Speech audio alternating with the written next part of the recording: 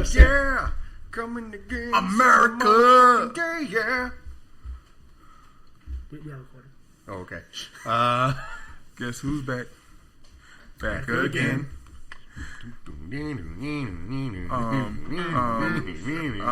Shady's back. No, I what? Tell a friend. I forgot our Guess podcast who's name. back? Guess who's back? Guess who's back? This Guess won't who's last. Back Guess again. who's back? Guess who's back? I forgot the name of our podcast. Joe Rogan Experience.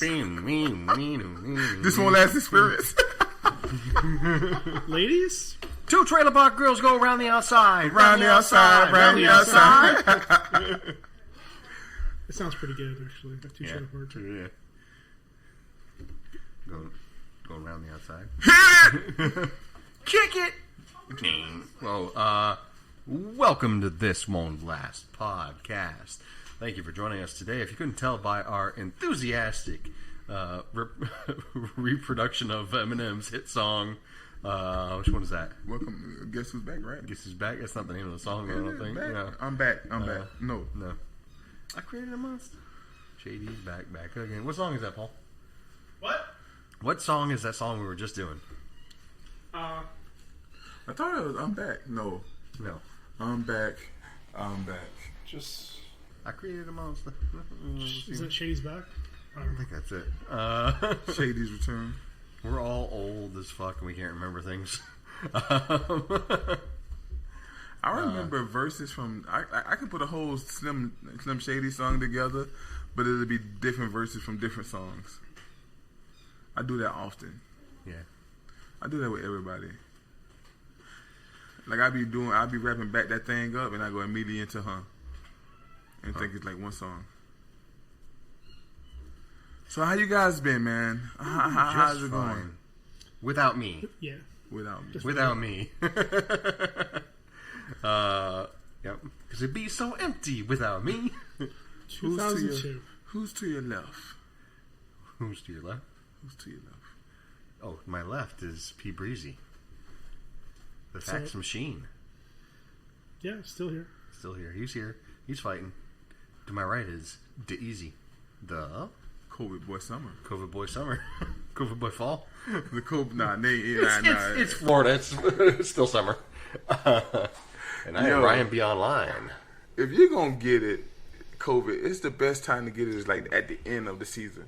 Like at the end, I call it at the end of summer. Now I'm going into fall with the antibodies. I'm ready, bro. The antibodies. I'm ready. Yeah, so we've been out because of everybody been sick and everybody been busy at work when we've been trying to find time. But we finally back and we back to business and we got some hot fire content coming at y'all today. I promise you. Spitting facts or facts adjacents at you. Did y'all talk about the top 500? No, we did not. That just seemed like a waste. I didn't look at that video that you had about Joe Budden, but what was the gist? It was actually solid. I watched it for a little bit. Yeah. The list started at 15. Mm-hmm. It was because they were going like from working their way from number one down. Okay. And just reacting from there. It's like even they were like I didn't really notice it until later on, where it's like the first few songs are just white guilt. And the best Rolling Stone songs, they had them in the back. Yeah. I'm like, bro, like these supposed to be like tops. Well, it's just like even the Dylan songs, like they put like a Rolling Stone in the upper 10, and it's like, okay, you just did that because your name is in the title, didn't you? Like that top 10 was trash, garbage, bro. Listen, no disrespect to Miss Aretha, but bro, listen, I love me some Al Green. I mean, not Al Green. Come on, man. I can sing a song. I can't think of the name right now. But they have a change gonna come at number 3. Mm-hmm. Well, yeah, he was saying because he was saying the list started 1, 2, and 3 was 17, 18, 19. Yep. Because again, number 16. Reminder. Crazy in Love from Beyonce and Jay-Z. Number 16. The next song, not as good on this list as Crazy in Love, is Bohemian Rhapsody. How is Bohemian Rhapsody not like top 5? How is that not top 5? because whoever was in charge of making this list was just no. God awful. And then Purple Rain. Purple Rain is top 10. Yeah. And then Imagine. Imagine is top 5. I'm going to be honest with you, I've never been a big Beatles fan, and I'm even less of a fan of Imagine. But Imagine is a really good song. Well, you just said you're a less fan of it. It's a corny fucking song. Like, it's... And not even, like, the good kind of corny. There's a bit on one of the Saturday Night Lives where they like, summon John Lennon's ghost, and, like, all he does is, like, say the opposite thing of what they're talking about in order to sound deep. And that's what I envision John Lennon just being like. Just like, he's the Sphinx from Mystery Men. At number 20, I still don't understand why people care about Dancing on My Own by Robin. I still don't get it. I'm going to take Joe Budden, what you call it, like, if it's a song I never heard, I'm just going to assume that it's supposed to be there. I've tried listening to it because, again, we've had this conversation last year or something like that, I think, because we were talking about, like, top songs of the 2000s or 2010s or whatever, and this song was in there. It was, like, pretty high on the list. Actually, no, I think it was number 1, Dancing Man by Robin. So there is a cover of that song that somebody did on one of the shows, America's Got Talent, whatever, and that one's pretty popular, and I think that it's actually played fairly frequently in the grocery stores. And that might be the reason why it's up there. But it's so weird.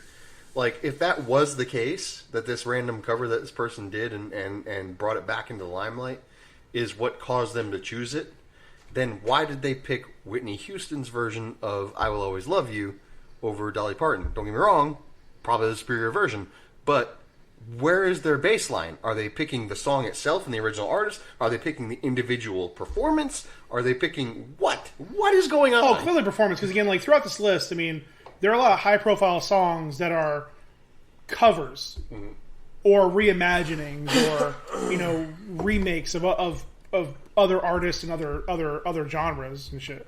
I mean, again, I did not go through all 500. I looked at the bottom 50 or so. I looked at the top 50, and it's just all over the goddamn place. Mm-hmm. I tried going through more of it, and like I made some notes at some point about ones, but it's just dumb. Like MJ not in the top 50. Yeah, not at all. MJ not in the top 50. How MJ is not in the top 10 is just baffling, but not top 50? Let's say top 10. Got to pick one song. Which one?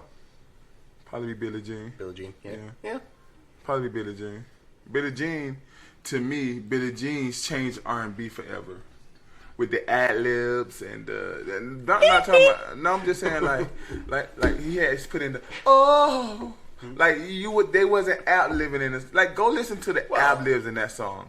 That was more of a Motown thing. But what I'm saying is, with this one right here, it was like almost an ad-lib on like every sound. Like it wasn't like that in Motown. Motown had ad-libs, but it was more like, it's like a punctuation. It's a flourish at the end of a line. Well, it was more like in the hook, in the chorus. Mm-hmm. Like, this nigga was ad-libbing his own verse. Well, again, I think that song probably more particularly just kind of redefined pop. Yeah. And that's where I think that the influence is like, it was able to take a serious song, a serious subject matter, put it in a rhythmic, poppy sound, and make it identifiable to anyone. Even though, like, you might not be that person who has had a woman accusing you of being the father of her baby, but you can still relate to that. Yeah. You might be that woman. He was so ahead of time. Yeah. He was so ahead of time. That's all that's going on now. Dude, this nigga was Murray before Murray. So, okay, for your consideration, here's again another good example in the top 50 of why this list is just why I'm done talking about it. Is while I love this song, number 39 is B.O.B. from Outkast. Again, over Michael Jackson. Ahead of all Michael Jackson songs. Can't do it. Won't do it. And one spot ahead of All Along the Watchtower from Jimi Hendrix. Ooh. Like, I love B.O.B., but it's not culturally impactful. Let's It wasn't even their best song. It wasn't even their best song of that era. Let's talk about this, right? So, Hey Ya, B.O.B. or Sorry Miss Jackson. What's the better song out of those three? Better song? What's the most better, the most famous? Most famous? Hey Ya, without a doubt. Hey Ya is more I'll go famous. with Miss Jackson. Hey Ya brought in the white people. Miss Jackson is probably Miss the best. Jackson brought in the white people. Nope. Nope. Oh man, white people come and say, "Ooh, I am for real." Yeah, but how many more white people are going? Hey, yeah. I'm gonna say this. I will say this. Which one was on Glee? The whites over 50 do know Hey Ya over Miss Jackson. I get okay. The boomers, okay, yeah. Listen, I'm not saying did any white people listen. I'm saying every white person took notice of Hey Ya. I agree with It that. dominated an entire summer. I agree with that. Hey Ya also, But the better song is Miss Jackson. Hey Ya also works as an The acoustic. better video is Miss Jackson too, but close. But Hey very Ya close. also works as an acoustic, which is that's white people's bread and butter. Yeah, that's oh yeah. That's white people's white bread and white butter. I've seen a few. Also go with that. Hey Ya is a more of a package. Like that song is not as major as it is without that video. That's Yeah. true. Like that was top tier video. I would say that those three songs are a great cross section of their pop performance and their pop presence. Because really, if you think about it, you just say which one's the better song, which one's more popular. More popular, I would easily say Hey Ya. Better song, to be honest with you, of those three, Bombs Over Baghdad. I'm about to go with Miss That's a Jackson. more spectacular song. But between the two of them, more popular and better song, I would say is Miss Jackson. I would say I agree with you. I say that I agree with the whole take of both of y'all. I give y'all take on that. But number 10 though, no. Hey Ya at number 10. I'm sorry, I can't rock with that. 44 is the first Michael Jackson song. 44. What song was that? Watch it be like Human Oh Nature no, or it's something. Billie Jean. Oh, okay, I'm finna say. Right ahead of All Right from Kendrick Lamar. Like it's a good song. Which song was it? All Right. But see, me and you gonna be wrong on this, Paul, because of once again. But I didn't know, bro. DNA. Well, again, there's a lot of arguments. It's a very good song. That whole Be Humble would probably To be Pimp- more important than that. Listen here. I will say, To Pimp a Butterfly Absolutely. is nearly as strong as Damn. There are a lot more pop influences in Damn. I think they're different albums while showing the same guy. Like they're very much Kendrick Lamar from top to bottom. I think Kendrick Lamar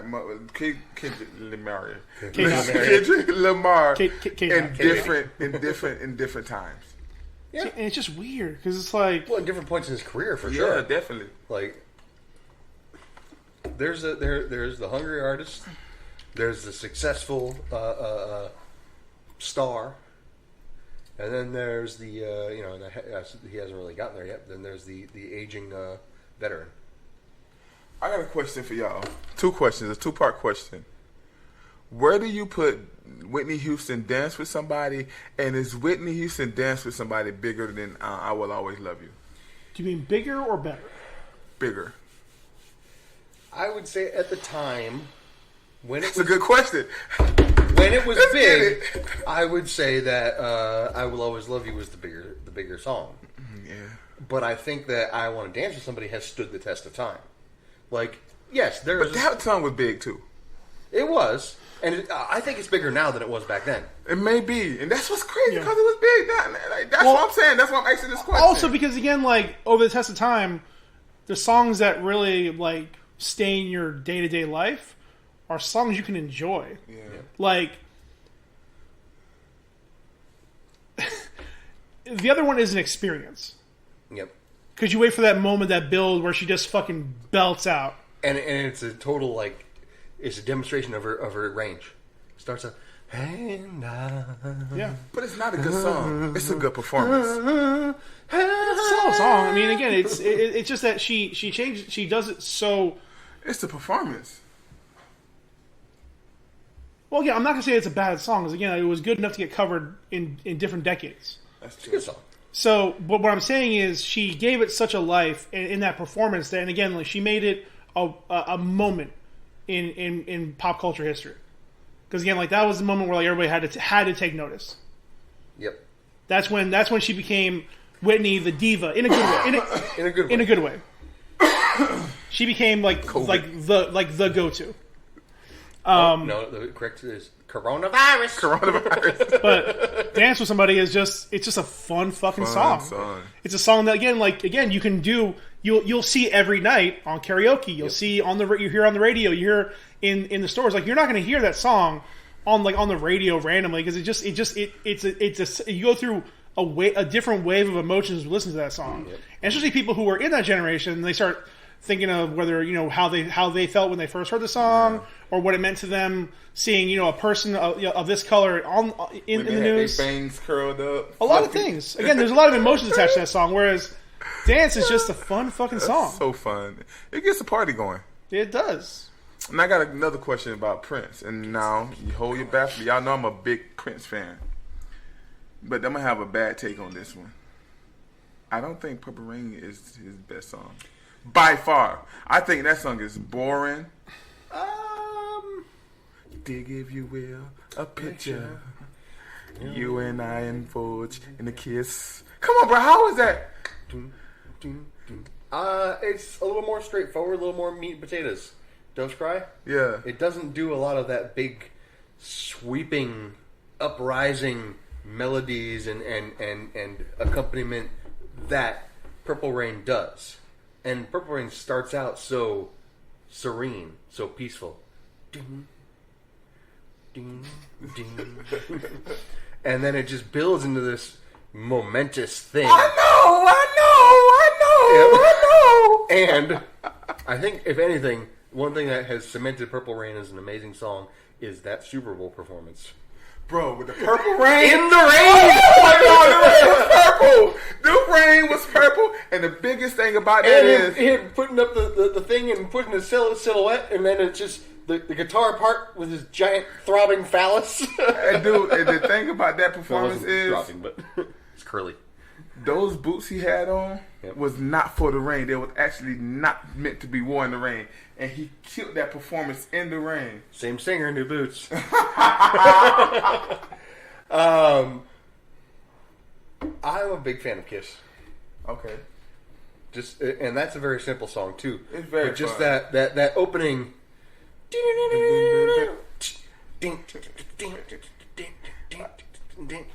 Like that's a really good song. I love that song right there. You don't have to be rich to be my girl. You don't have to be cool to rule my world. Ain't no particular sound I'm more compatible with. I just want your extra time and your kiss. That song fucking rocks. Oh my goodness, bro! But even 1999 was banging. Mm-hmm. So I don't know. That's my take. I just don't. I think that Purple Rain is a beautiful song, but I just don't think that's his best song. Well, thank God art is subjective. However, objectively, this list is awful. So they have a song on there. I wanted to touch on this just because I've never heard this song. And I looked it up for this song. It's a song called All My Friends by LCD Sound System. And it was relatively high on the list. And it literally starts for the first minute and 20-ish seconds of one synth piano repeated hit. It's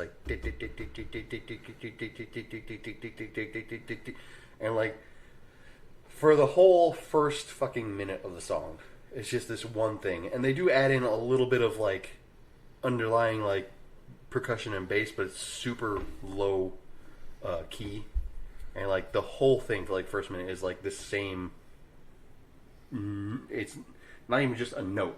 It's it's a hit. It's like somebody just sitting at a keyboard just going.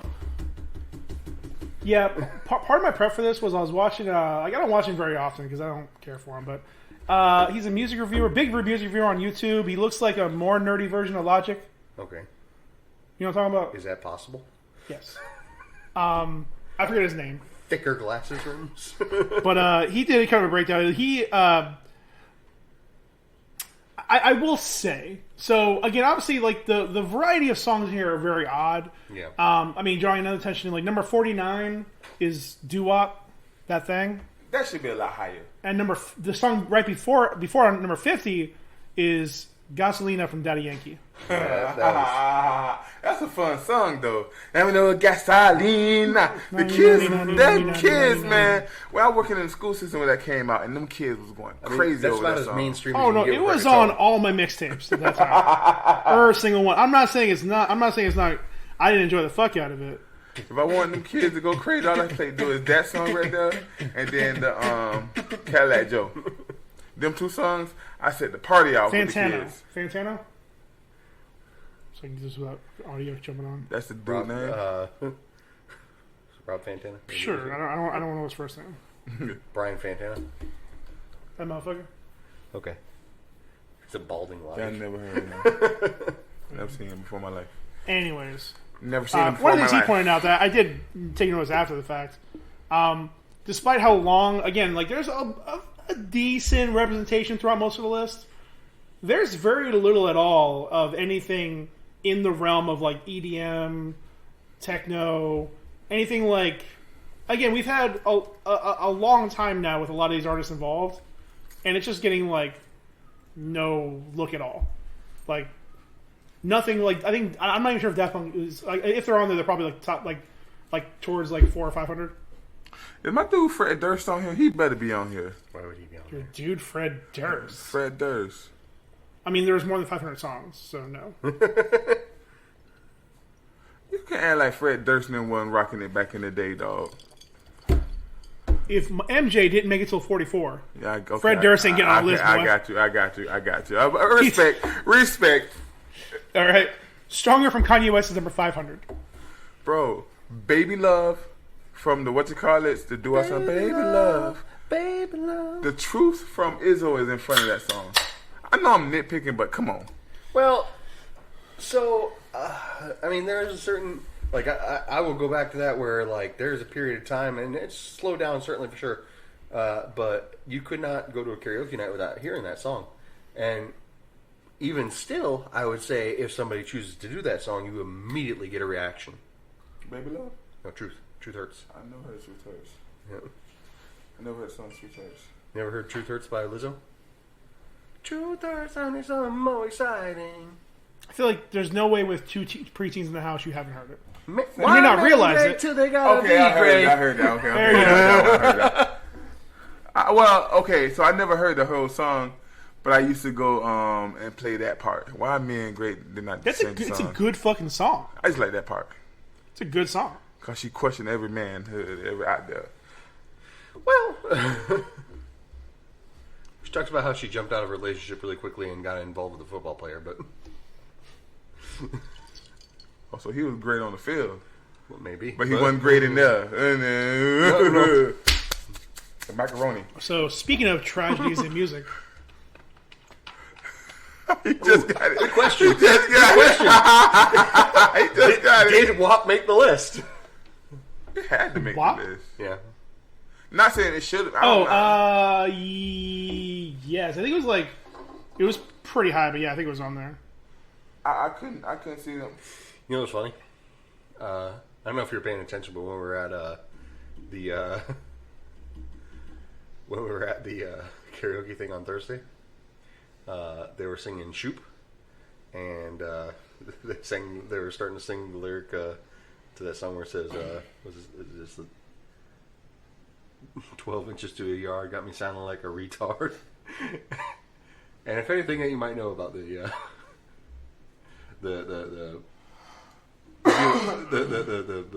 organization, they deal with special needs kids. So Okay, it's like okay. they're like, "Oh no, don't say that." I got a problem.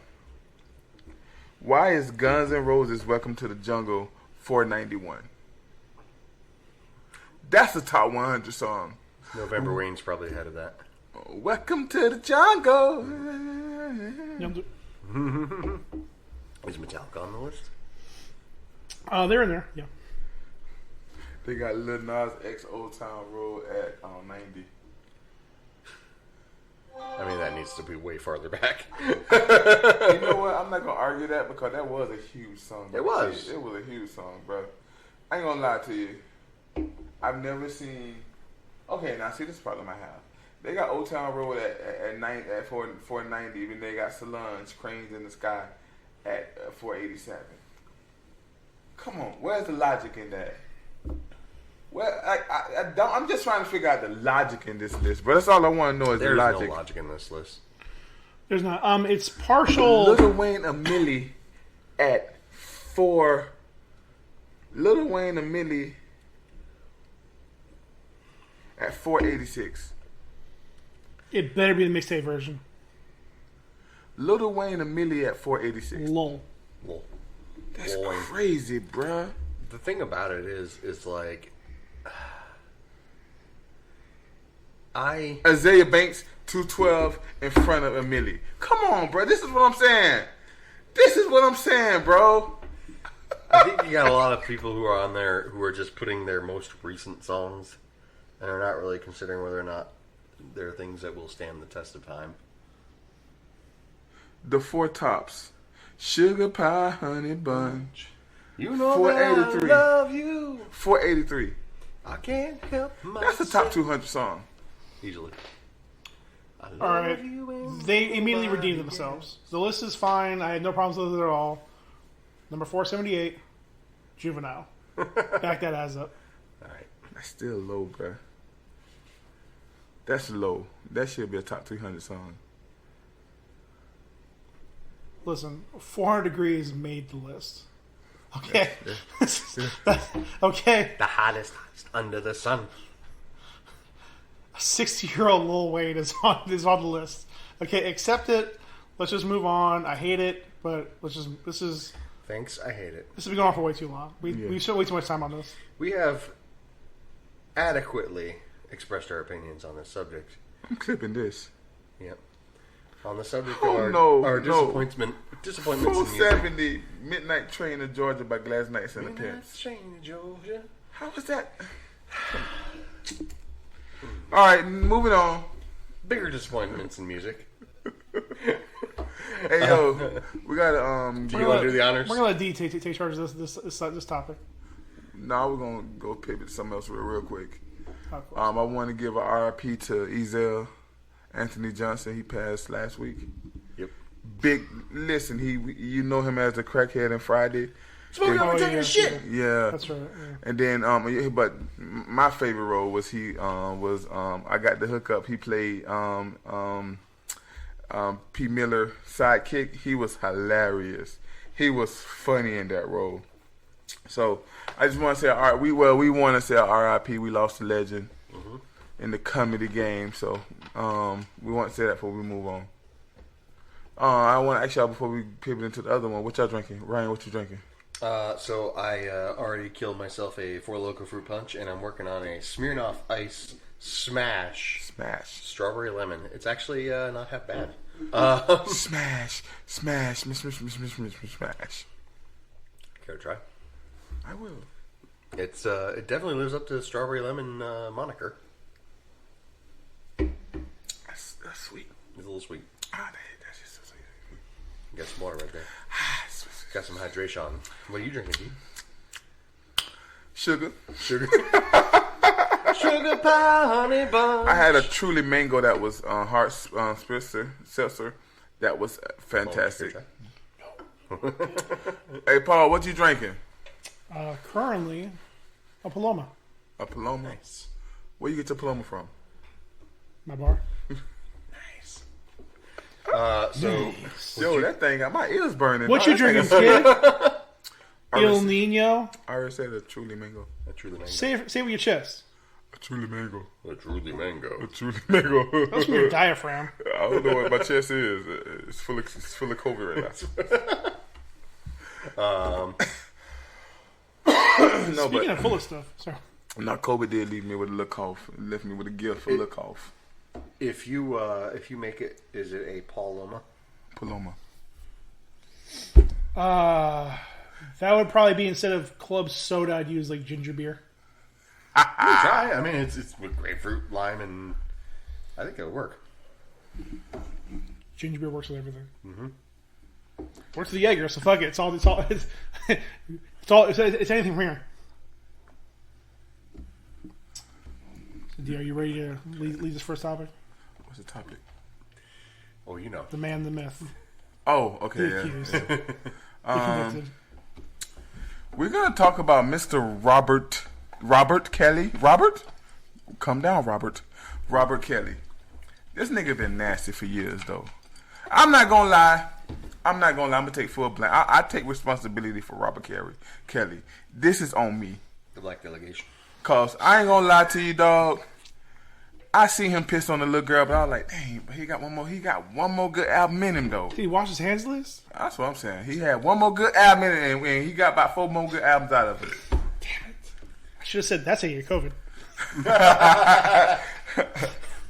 So Robert Kelly got convicted on 9 charges that he was charged with in his sexual whatever cases in Illinois. He does have to go to he does have to go to New York, and he got some charges down there, and I believe he got some charges in Georgia. I'm not 100% sure, but I think he got a couple charges in Atlanta. It's three states that he got charges in. Atlanta was probably those 2 boys. So he got convicted on all charges. Thoughts? You guys' thoughts? I mean, it looks to me like he may be guilty. Obviously, there's a lot going on there. Mm-hmm. There's a whole lot of stuff about him, having a compound where he's taking these women and everything like that. And there's some question to be raised as to whether or not it was or was not consensual, but at the same time, obviously, if you're holding these women and giving them shelter and whatnot, and demanding sexual favors from them, what position are they in to refuse you? But there's so much more to it than that, even. I'm there right there. I'm sorry. Only reason I'm gonna disagree on that is because I feel like when we say, "Oh, she didn't have a choice," I feel like yeah. I mean, like you gotta give responsibility. You gotta give the people responsibility. Women who get caught up in that situation, you wanted a deal. So if you slept with him because of a deal, I'm sorry. That's you. You gotta be responsible for that. But as far still as depends on the age. No. Anything under the age of 17, get him out of here. Mm-hmm. I've said that from the beginning. Get him out of me here. You can say I'm judging whatever you want. Anything under the age of 17, get him out of here. I do believe that we had some of where you had people who didn't get the best out of what he lied to a lot of women. Yep. And a lot of that was on stand. And I think to me that lessened this right here. For me, if you would have got him on the charges that you can say, okay, yeah, that's something. Okay. R. Kelly has been known. He even married Aaliyah underage. There's so much proof that he messed with underage women. Mm-hmm. Right? Now, I'm very much like this. I'm learning to not be like this, but I'm very much like this. The law is a fickle thing. It has so many. Going back to Bill Clinton, he said it depends on what is. You know what I mean? The law has so many ways you can argue it and everything. The first reason why he won the first trial was the young girl. She was magically sent on a vacation. She magically She was magically went on a vacation. So when it was time for her to show up, she didn't show up. So guess what? He got acquitted. Yep. One of those things, how she went on vacation, I don't know. But it's a lot of like, oh, you was a grown woman, we slept, but he kept me in this room, he did this, and he did that, and he did. And a lot of this stuff is coming out now, and I'm like, yo, like 911 been around for a long time. Like, no offense, right? bro. But if you don't have access to a phone, but no. You talking about cases from years ago? You know what I mean? Like they've been free for years. You know what I'm saying? This ain't saying like right, but just recently she got freedom, and I'm talking about years. Like you had one chick, But if there's no evidence that they can provide, because all the evidence is there, then why are they going to call the cops? Well, because somebody did something. I say this: we need to make this more mainstream. That as soon as it happened to you, whether you just call the cops. I'd rather for you to call the cops and they tell you no, and you can have it on file. So when you do prove yourself, you can go get them cops too. You can go get everybody involved. My whole point is, it was a lot of he say, she say from grown women that I didn't like, and we living in a time of the Me Too, and that's very dangerous. I am not saying I agree. Listen, I'm raising a little girl. I agree with, if you are raped, if you put in a position that you don't want to be in, you should have justice. That's the worst thing, bruh. A woman getting raped is the worst thing in the world. That's the worst thing in the world. That makes our society the lowest of all society if we allow that. Don't get it twisted. But also, a woman who's getting a bad deal on a deal and you want to use that, I think that's horrible. You get what I'm saying? And I think you had so many people came out and said that he did this, he did that, he did this, all because they were scorned. And to me, it ruined the ones that really got, like, the one that came out and said, R. Kelly did this to me when I was 16 years old. To me, that ruins that, man. Because, like, she was 16-year-old can't, they don't know. When you say it ruins it, what do you mean? It lessens so when I hear a testimony about a woman that says, okay, me and R. Kelly slept together, he promised me I was going to get a deal, he promised me this, and he didn't give me all that, so I feel like, or whatever, to me, that ruins. Now I'm like, okay, I feel bad for R. Kelly for this chick trying to use him, and then instead of me saying, okay, I feel bad her over it, she shouldn't. The woman that with the false claim shouldn't even never been a part of this. You know what I mean? Okay. You get what I'm saying? Does that make him less guilty of what he did? No, that's not my argument. That's not my argument. I'm just curious as why it's a part of the argument at all. The reason why it's a part of the argument, what I'm saying is, now you're turning him into a victim. When you have someone that says R. Kelly raped me and he didn't, he becomes a victim. Instead of focusing on the one that say he ain't a victim in any of this. I think he is. I think two things can be true. He's always been the one in control and in charge. He can't possibly be a victim. think two things can be true. Control doesn't mean that you're doing anything wrong. But I think I think two things can be true. But when you're doing something wrong and you're in charge, I think two things can be true. I think R. Kelly did a lot of horrible stuff, and then also a lot of people coming at R. Kelly while he's down to try to like kick him and kind of trying to get the payback. I mean, it took 30 years to get this guy. It took the time of the Me Too. It took the time. Right, like it took 30 to be fair, I didn't even think they were gonna get him. I really didn't think they were gonna get him. Like, I'm just curious as to, like, okay, if you want to sort through the false charges and the real charges, how long should it take? Because it took 30 years to get him. He should have got soon as they should have got him the first time. When the girl didn't show up, that shouldn't have mattered. He had video with this girl, video evidence with this girl. Okay. He should have been gone then. So what does the rest of it He matter? should have been gone when he married Aaliyah. He should have been gone then. But he wasn't. We had the justice system. I'm really curious as to what your argument is. My argument is the people that came at him on some stuff that wasn't true, to me, that made this thing more, it made it worse than what it was. Because if it was just R. Kelly against the stuff that he did, not R. Kelly against the stuff that he didn't do. But he got off for the stuff that he did. The first time, this time he didn't get off. But are they charging him for the things that he did back then, or are they charging him for new things? No, they charge him for everything. No, they charge him for the stuff he did, the questioning stuff that he might didn't do. They charging him for everything. I don't think they're charging him again for the same crimes. You can't do that. No. The first time he got charged, it was a girl who was in the video, who he had ties to the family. He didn't get that charge because she didn't show up. But she wasn't the only underage that he was messing with. R. Kelly was known for going to McDonald's around the time that the schoolhouse ends and was picking up women from there. that's not just an R. Kelly thing. I'm gonna break this down to you.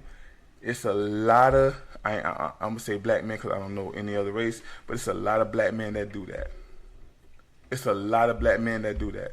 Matter of fact, one of the reasons why I picked up Zion every year because it's a black man in the mock league that's known for messing around with the young girls. It's a lot of black men that do that. So I'm not trying to with R. Kelly on the stuff that he did. I want him to go to jail for, but the stuff that he didn't do, kind of like the whole Bill Cosby thing, it was a lot of stuff that was questionable about that day, and led for him to get off. A lot of stuff he did that wasn't wrong. You feel what I'm saying? And that's my whole point. And I don't think you guys might not understand because you guys might not understand the argument from the point of where I can understand the argument from. I understand the comparisons. The Bill Cosby thing is a lot harder conversation to have because there never was any evidence. It was all testimonials and more or less he said, she said. And that's why for a long time nothing happened to him because nobody believed that he was doing this stuff. So, and again, it's been a problem for decades that, you know, especially you know, in early 80s and before that, if the cops didn't believe you, they weren't going to do a rape test kit. They weren't going to follow up on it. So if you're coming after the most famous guy in the country or the most famous black man in the country, like, unless you got a picture of a picture of him fucking you, they're not going to look into it. So that whole situation here, again, I don't know what evidence was involved. I mean, it's a situation where we all know he did it. There was video of him doing it at least one time. Doing what? What do we know he did? What are y'all saying that he did? An act with a minor. Okay, that right there, we all can agree on. Okay, that's enough to put him away for quite a while. Yeah, but what I'm saying is that's not just what he's going to jail for. He's going to jail for acts against 6 different women and creating a system to keep.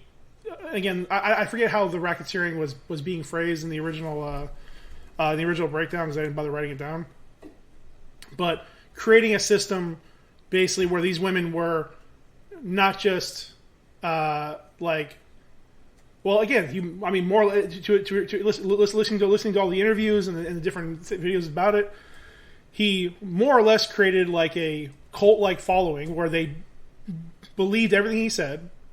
He created they felt like they had to follow him and follow Rob's rules. I remember that being mentioned in court, and that's a crime. Creating rule. Depending on the rules. Again, I'm not saying if they follow the rules on their own, how could that be a crime? Because if they're being brainwashed by a cult leader, so now and again, a lot of these women were underage. No, underage. So if somebody working, I agree with you. Okay, but a lot of the women wasn't underage. If somebody's working for Amazon and they don't choose to leave, then that's on them. Can I ask you, D? Bro, of the 6, I got a boss right now that used the N-word around me all the time. I don't have to take that. Do you have a human resources department? I'm sorry? Do you have a human resources department? What I'm going to do? Work my word against theirs? My word against theirs? And then now we're going to... record them, because you can legally do that in Florida because you think that there is a crime being committed, which is... I understand all that, but bro, it's not like you're going to be recording and he's going to say it. You get what I'm saying? Like, I don't want to get into that whole conversation. It ain't easy as you think it is. You want me to get you a recorder that records? But I got a recorder. I got a recorder on the phone. All right, do it. Go ahead. My turn. Cool. But see now, what you just did. You saying now I'm responsible for that situation, I'm which I am. No, I'm not. I'm which I am. I'm giving you a solution. I'm giving you a solution. Okay, they didn't have solutions. I don't know if they had anybody giving them to them. Listen, none of us have been in that situation. I've heard plenty of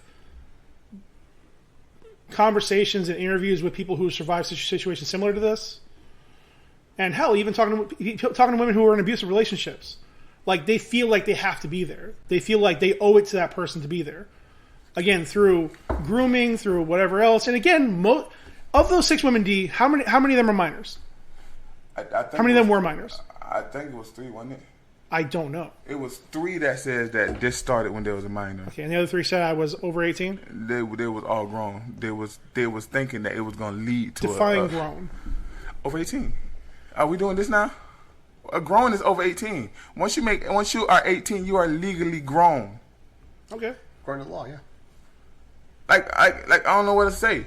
Bro, listen, I don't have a problem with him with what he did to the minors, but we cannot take responsibility off of grown people. Life sucks. I agree. Life you cannot take responsibility off of R. Kelly. Life sucks out here. If you following somebody because you think they're gonna give you something and you never got it, and you got the raw deal of it, you got the raw deal of it. Okay. Did any of us do? Again, I don't know about those 3 women. Do you know anything about those 3 women's details about their story? They was trying to get. Allegedly. This was in the court. Well, I guess now this is factual. But they was trying to get there. They moved in with him. R. Kelly had a lot of live-in girlfriends. What the defense said that he was a superstar with the superstar lifestyle. That's what they claimed. The defense or the prosecution? I mean the people that were defending R. Kelly. Okay, well I don't want to listen to them. No. What I'm saying is they were saying that R. Kelly was living a superstar lifestyle, and these girls living with him. Okay. They was his concubine or whatever. They admitted to that. Now, how that goes from, to me, the only way R. Kelly is wrong in this if he didn't allow them to leave. Now, that was never established that he didn't allow them to leave. I argue that it was. There are plenty of interviews, and again, the documentary went into that pretty in depth. That he created a culture that the women couldn't leave. Documentaries, he say, she say. That's he say, she said. Somebody can come up here right now and say I raped them 2 years ago, and now I'm going to jail because they said that. It could be somebody that I know. I hung out with them a lot. Now I got to go to jail because they said I raped them 2 years ago. My whole point in this is the things that happen underage. You can prove that because he was with them, having sexual relationships with them when they was underage. If you overage and you having sex and you living with R. Kelly and you following his rules and everything, and you have the option to leave and you don't, you can't. I'm done. Because now we're talking about feelings versus facts. I felt like I couldn't leave versus get up and go. Because you wanted a record deal. Again, this because the problem with that is it delves into a whole different conversation about abuse and things like that. Again, it creates either a culture of abuse. There's a lot of things. Again, none of us here are qualified to discuss it. None of us have been involved in it. None of us have done any education or study on it. So regardless, there's proof that he fucked 3 or 4 minors. Good enough for me. I agree. All I was arguing is the ones this is a really random rabbit hole we went down on all this. All I said is the stuff that he didn't do, and he's going to jail for. Now he's becoming a victim, just like Dr. Crosby. He became a victim. I can understand Bill Cosby being considered a victim in the fact that, like, a lot of what he did was not, by many accounts, illegal at the time. But everything that R. Kelly did was more or less illegal. Everything he's being charged for. Now, I could agree with you saying that racketeering, maybe they're pulling a stretch on that. Sure. But I thought racketeering was an organizational crime. It sounds like he organized a lot of people to keep women in his... Shouldn't he not be the only one to go to jail? I mean, you want to see more I mean, trials, nothing's done yet. I mean, again, you get the big one first and you work on the rest of them. Yeah. Or, again, maybe they created deals with the other ones to get more evidence against them. I feel like the 3 or 4 underage women that he has had sex with is more than enough to put him away for pretty much life. No, not. He'll do 20 years. He'll do 20 years. I know what he'll do, but what he should get for doing that... I mean, but is that your and then feeling? evading justice... Him getting life, is that your feeling? Because I'm going to be honest with you, I feel the same way. But we got to look at the law. Yeah, the law pretty much says, you get life for doing that. I thought it was 20 years. Up to punishable up to 20. It's a few decades. Yeah, I didn't see it. I couldn't find the actual number, but... For 4? For repeat offense? Even that, they don't stay. The only downside, the only thing I would say going for him is that usually it has to be a repeat offense. He has to get caught, tried, serve his time, caught, tried, serve his time. The first, well, I guess he didn't serve time for the first one. So. R. Kelly been nasty for a long time, and the truth in this case is that the fans of R. Kelly, we are very much capable. We allowed him to do things because he was a superstar. Because he good. I want to pee on you. I mean, Dave Chappelle was saying that years ago. Boondocks was saying it years ago. Listen, man, I'm still stuck on Yeah, that's what I'm talking about. Yeah, the trial. Because he good. The trial, yeah. Why do you think he should go free? And then he got on the costume. Yeah. And he released his fucking single, and everybody cheered. Yeah. And Tom was like, "Why are you cheering?" It's so prescient.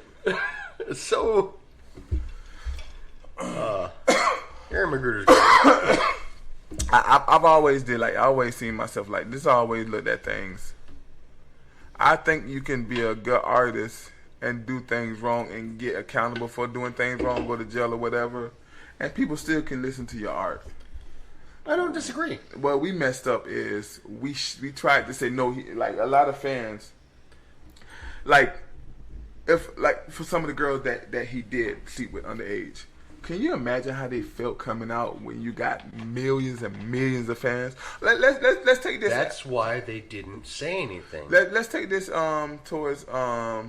It's weird that you just reversed this position on No, that. that was never my point. You were just saying that it was. My point was if you an adult person has a responsibility to do that. My point was if you was an adult person and you didn't leave. I'm not saying that you called him out. I'm saying if you was an adult person and you didn't leave, that's on you. If you was getting misabused and you didn't leave, that's on you. I mean that's just enabling behavior.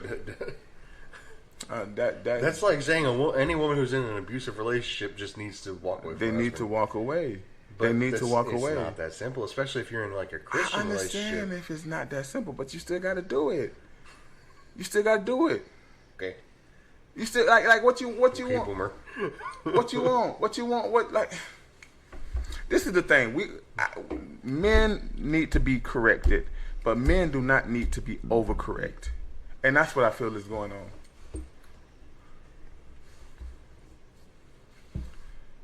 I had a conversation with I don't know who it was, but we made that just point. Like you look at some of the things that's going on in like.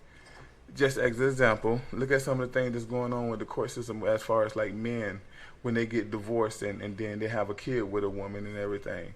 You know, they're made to automatically pay child support and pay alimony. And the alimony can last until she get married again. You feel what I'm saying? Sign a prenup. Prenups don't work as much as you think they do. Dre had a good enough lawyer. Dre had a prenup. Who? Dre. Dr. Dre had a prenup.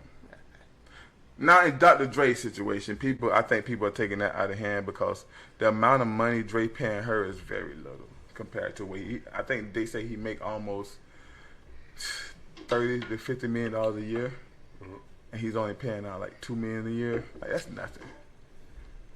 Well, let me shut up because I ain't got no. You are worth 4% of my money. Yeah, but no. But listen, like I said, we do need the correct men.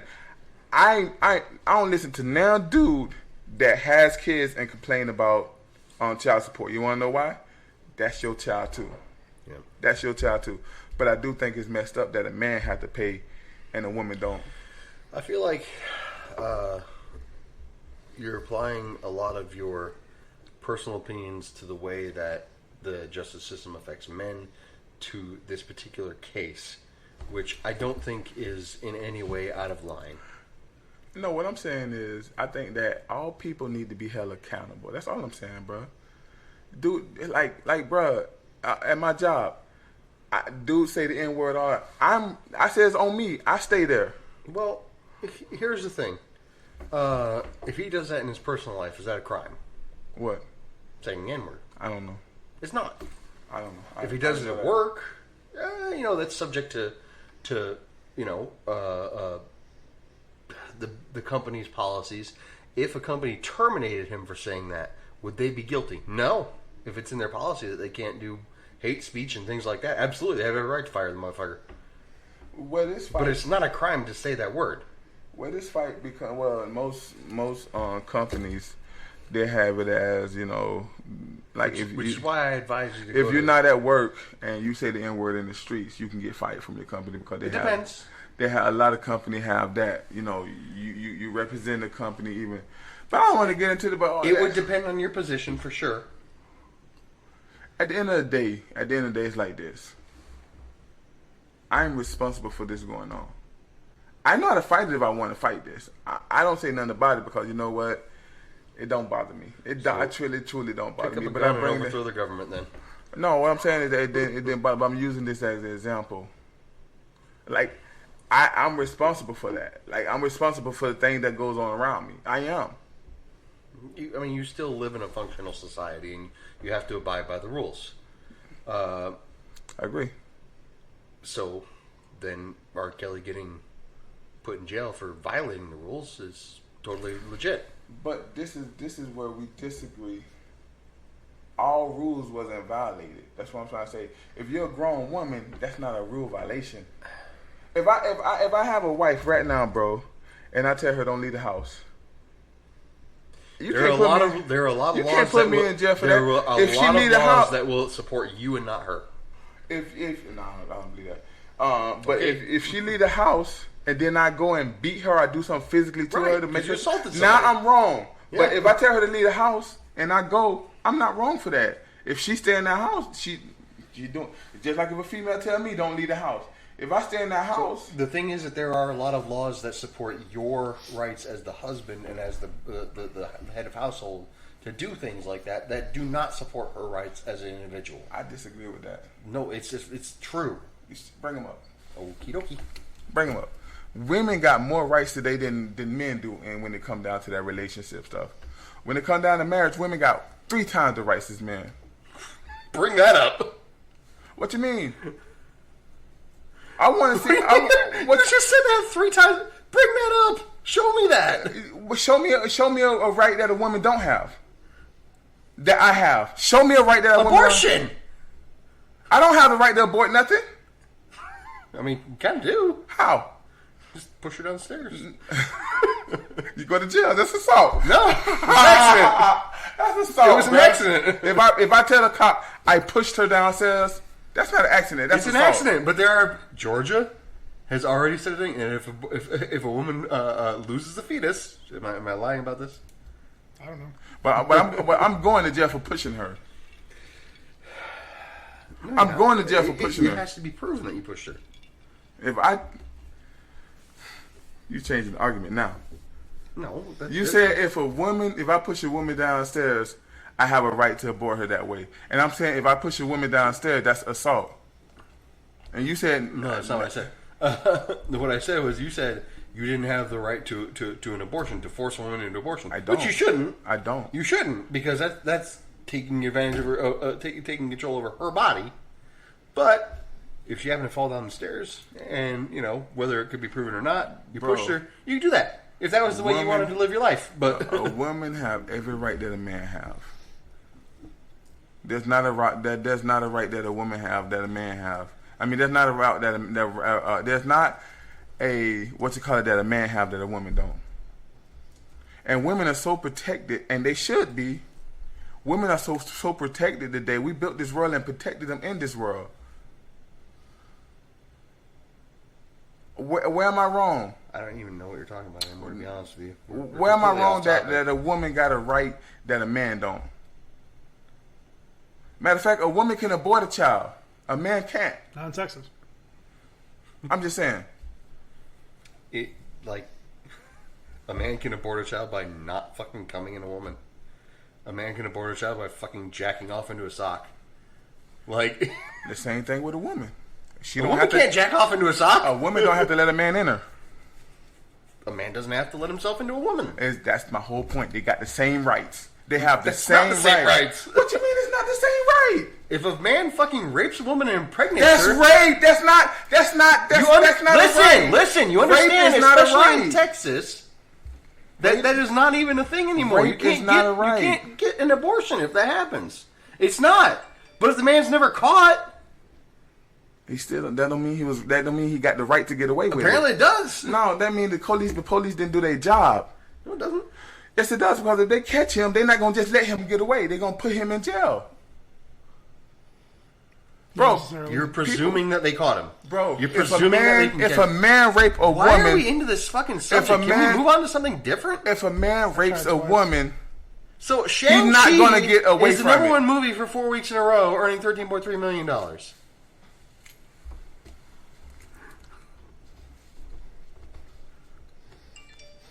I think we should just fucking pull the episode right now.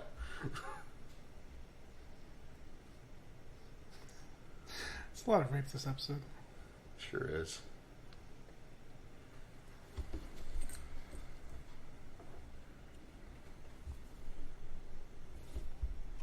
Listen, you're ready to take over whenever you want, Paul. Alright. After all that.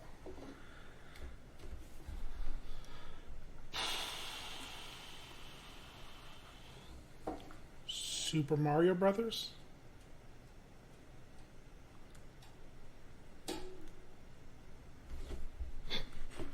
You're leading. Go ahead.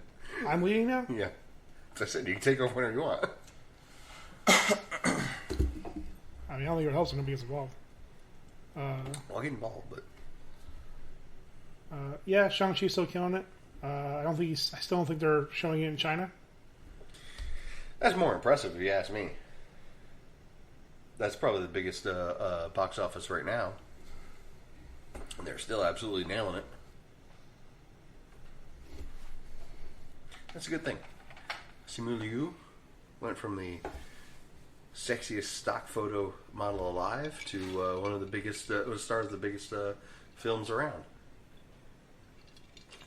Good for him. And Paul's favorite actress, Awkwafina, is Still, I mean, I guess she's technically an actor, but she's a what is she? I mean, she's a former rapper, comedian. I think she actress. was. I don't even know if she was a rapper. I think it was more of just a internet personality. Okay. And then she's in comedies. I don't really know her story. And then something none of us wanted, Super Mario Brothers animated feature. Certainly. Another classic failure. They just bring in stars instead of good voice actors. Mm-hmm. So you have a animated feature. It's going to star one of video game's most iconic and recognizable characters. Yeah, you have a voice actor who has been playing the character for 20 some odd years. What do? You replace him with Chris Pratt. You give him a cameo, apparently. Chris Pratt. Chris Pratt. I don't know what they're going for with this. Fried rodent. Chris Pratt as Mario. Luigi with Charlie Day. Wowzers. Bowser with Jack Black. Yeah! Keegan-Michael Key as Toad. I like that casting. Only if he plays Keegan-Michael Key. Mm-hmm. Only if he does his uptight voice. Mario, your princess is in another castle. Anya Taylor-Joy The biggest eyes in the business. as Peach. I don't care. It's Peach. Peach's Gambit. Donkey Kong. Seth Rogen. And Cranky Kong, Fred Armisen. That's fine. I mean, Fred Armisen, he has like 1,000 voices. I got no problem with that.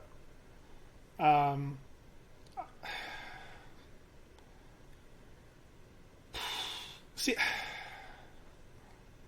I'm uncomfortable with all this. Yeah.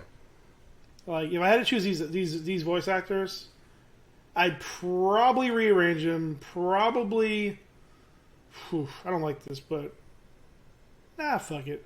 I don't care enough. I really don't. Like, I think Charlie Day would be a better Toad. He already kind of has that Toad energy. Nice. I don't know. I think it'd be funny to see Jack Black as Mario, but nah. I feel like that's the obvious casting. Chris Pratt. What the fuck? Chris Pratt. I would like to see Jack Black as Toad. Mario, your princess is in another castle! I just don't like this. I don't want to go to this. No.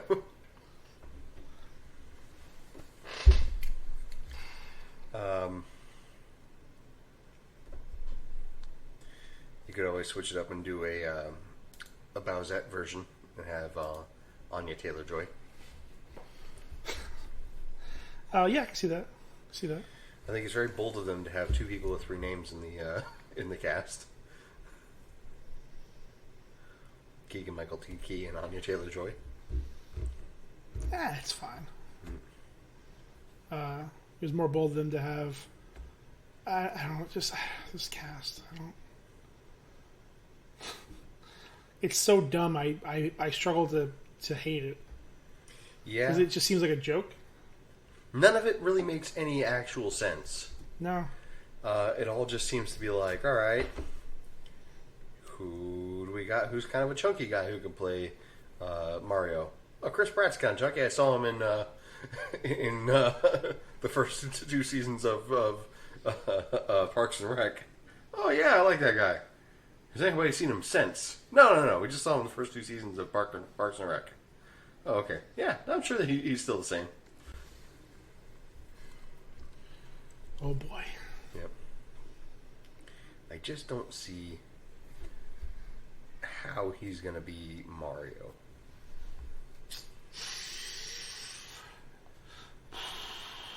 Well, it's happening, so. Yeah. Unless it doesn't. But it will.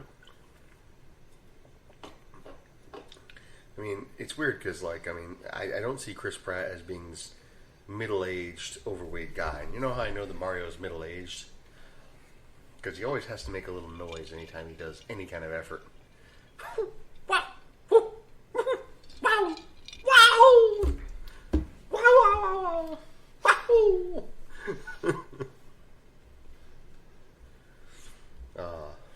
He always needs his supplements to get through the activities. Right? Taking himself some cordyceps supplements. Well, there it is.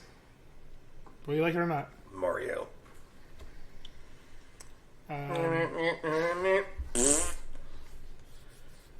Netflix had a event with a bunch of trailers. I didn't write down all of them because I To-Do? didn't care. Something, yeah. Right. It was a weird anagram or weird abbreviation. I didn't. Yeah. That's Netflix for you. They don't know how to do anything. It's true. So they had a couple of things. The Witcher Season 3 teaser.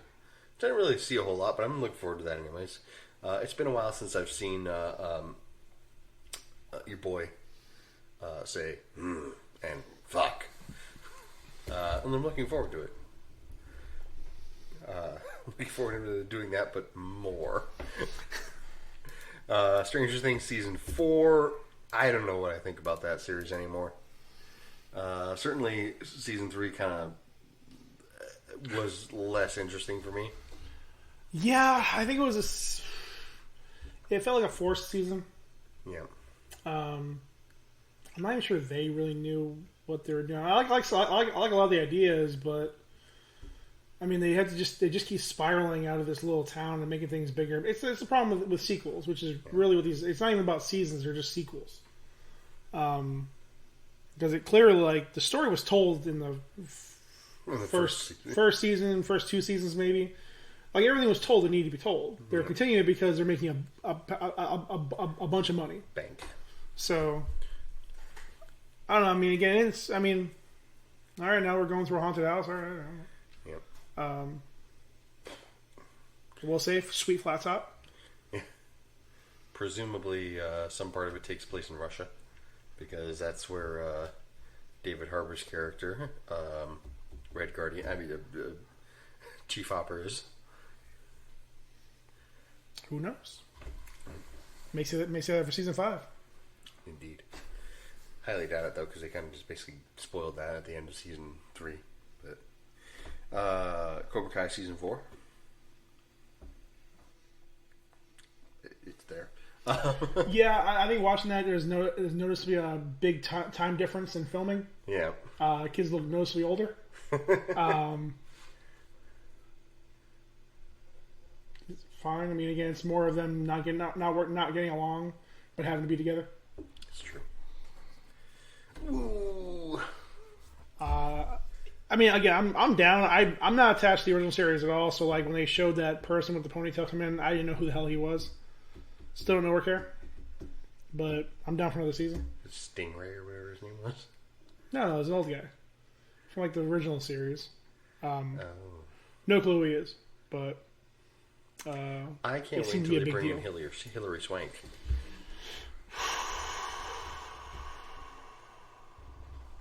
That is canon, isn't it?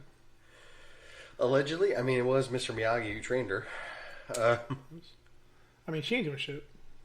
Should do whatever. Then, I suppose last but not least, we got a final Cowboy Bebop. Is it a trailer or is it an actual like? It's the intro. Well, I imagine it's the trailer or the intro. Yeah. I mean, I don't know that they'll change the whole because there's a lot of work put into that. Like, you do a pretty good job of mimicking a lot from the original intro. There's a lot of visual similarities. Yeah. And there's actually like some like legit shot for shot remakes of like just the bits from the intro. Yeah. Not all of it, because again, it's a lot of like janky body mechanics that it's hard to do in real. And again, it's not worth doing to just see like Spike's feet like jostling around. I'm not 100% sure where I fall on this series yet. It certainly, the visual style has me intrigued, which is, don't get me wrong, a large part of this series' appeal is it does have a very distinct visual style. And it is one of those things where it's like, all right, it's a very visual story. It's very much like, I won't say dialogue sparse, but certainly dialogue conservative. Like they put out only what they need to. They say only what they need to say, and they let a lot of the surrounding area tell the story. Are they going to do that in this series? God, I hope so. They certainly, again, have gotten some of the visual cues. The one episode that I was confident they would not do, they showed a flash of. Which one's that? Pierre LaFou. Yeah. I was like, when I saw that, I'm like, they're fucking doing it. Why do that so early? Because they're only releasing 11 episodes in the first run. Like, Pierre LaFou was like one of the later episodes, and it was kind of already after Spike was established as being this like super badass. But I mean, even if they do it as like the 11th episode, I don't think it's gonna be part of like the first 5 or 6. It shouldn't be. Again, unless they use that as the establishing episode. But I mean, I think even from like the jump, you know Spike's a badass. Like, he handles everything pretty handily. We'll see. I don't know. Like, he in the first episode for sure, he's seen as more like clever than he is just straight up badass. Like, because he kind of gets his ass handed to him by Asimov in the first episode, because Asimov does the fucking bloody eye, the red eye, and he's like, and then he eventually figures out what's going on, and he uses it to his advantage, and uses Asimov's dependency on the bloody eye drug to his advantage and to kick his ass. Mm-hmm. But then after that, it's gradually revealed that, like, oh no, he's just super tough guy. He can take care of himself. He's nobody's really a match for him, and it's so curious. Like, it's fun in and of itself, where like the red eye drug is just introduced in that first episode and then never really used again. That's Bebop in general. Very, very little is touched upon again. Yeah, so much is very episodic. Like, it's just like, this happens here, like the sentient mold that takes over their ship, and then is never mentioned again after Eddie. Like I said, and even like, and that's why, like, I think, like, it's a funny conversation to have about Bebop, where, like, while there is an overarching story, it's very much in small snippets, and then really just, like, pushed through in the last, like, few episodes. Yeah. I mean, otherwise, it really is just more of a day in the life of these bounty hunters. That's the vast majority of the series. Yeah. You're just watching a former cop, a former gangster, and a girl who was frozen for 100 years, just try to survive. A girl who was a perpetual child, and Ed. And the original Dogecoin. Yep. And it really is more of like just following these people in their antics. Yep. Until they're like, oh, hey, by the way, we have a story to tell you. What? Sorry, what? Vicious. Yeah. I don't know what I think about Vicious. They didn't show enough for me to have an opinion. I've seen some kind of close up of his face, and I'm a little bit concerned. I'm more or less concerned about Gren. In that, like, okay, a couple things. Obviously, Gren was a bit of a non-binary character in the show, in that he was originally male, masculine, and then he was like subject to a lot of these experiments by the military, which caused his hormones to go out of balance, which caused him to have the traits of both sexes. But it was always very obscure that he was one or the other. It was more like he appeared, he was male presenting, and then like you find out that like, okay, he's got a hormonal balance that either it gives him tits, they never show his dick or not, but so you don't know if he's a dude. Finally answer that question. Well, so they've chosen a non-binary actor to play him, which is cool. Like, that's like, all right, yeah, sure. However, they changed his role. He's not a saxophone player; he's a singer. Which, in and of itself, I have a bit of a problem with that, because a saxophone player, like, their role in a band, or even in just like on their own, is behind the instrument. It's behind, you play through a singer is very out front, and part of Gren's story is that he was a victim of the experiments that were done upon him. It's not like a traditional, traditional is the wrong thing to say when you're talking about like a trans person, but it's not something he came to on his own. It was forced upon him. His identity was taken from him by a government that didn't care. And it seems like they may not touch on that. Hopefully they do. I don't know. I can't tell you. But by making him like a front and forward, a singer, somebody who's up there, present in front of everybody, versus like a saxophonist who's like, all right. It's me personally. I don't know. It's my touch, but. Yeah. Plus, I think with singing, So, my only assumption is that they were worried about having so much. Okay, so that decision concerns me about a different problem. Yep. That may be a concern, that they were worried about having so much jazz be such a focus. Because I feel like it would be easier. Bebop. So I feel like it'd be easier to fake playing a saxophone than to fake being a singer. And also with being a singer, there are very few instances where you hear a voice and you're not sure if it's male or female. You have to put in a lot of effort to have that ambiguity, that uncertainty of, what you're perceiving as male or female. Yeah. All the more reason why you get to hide behind the instrument. Right. So, I mean, unless you're going to... And again, honestly,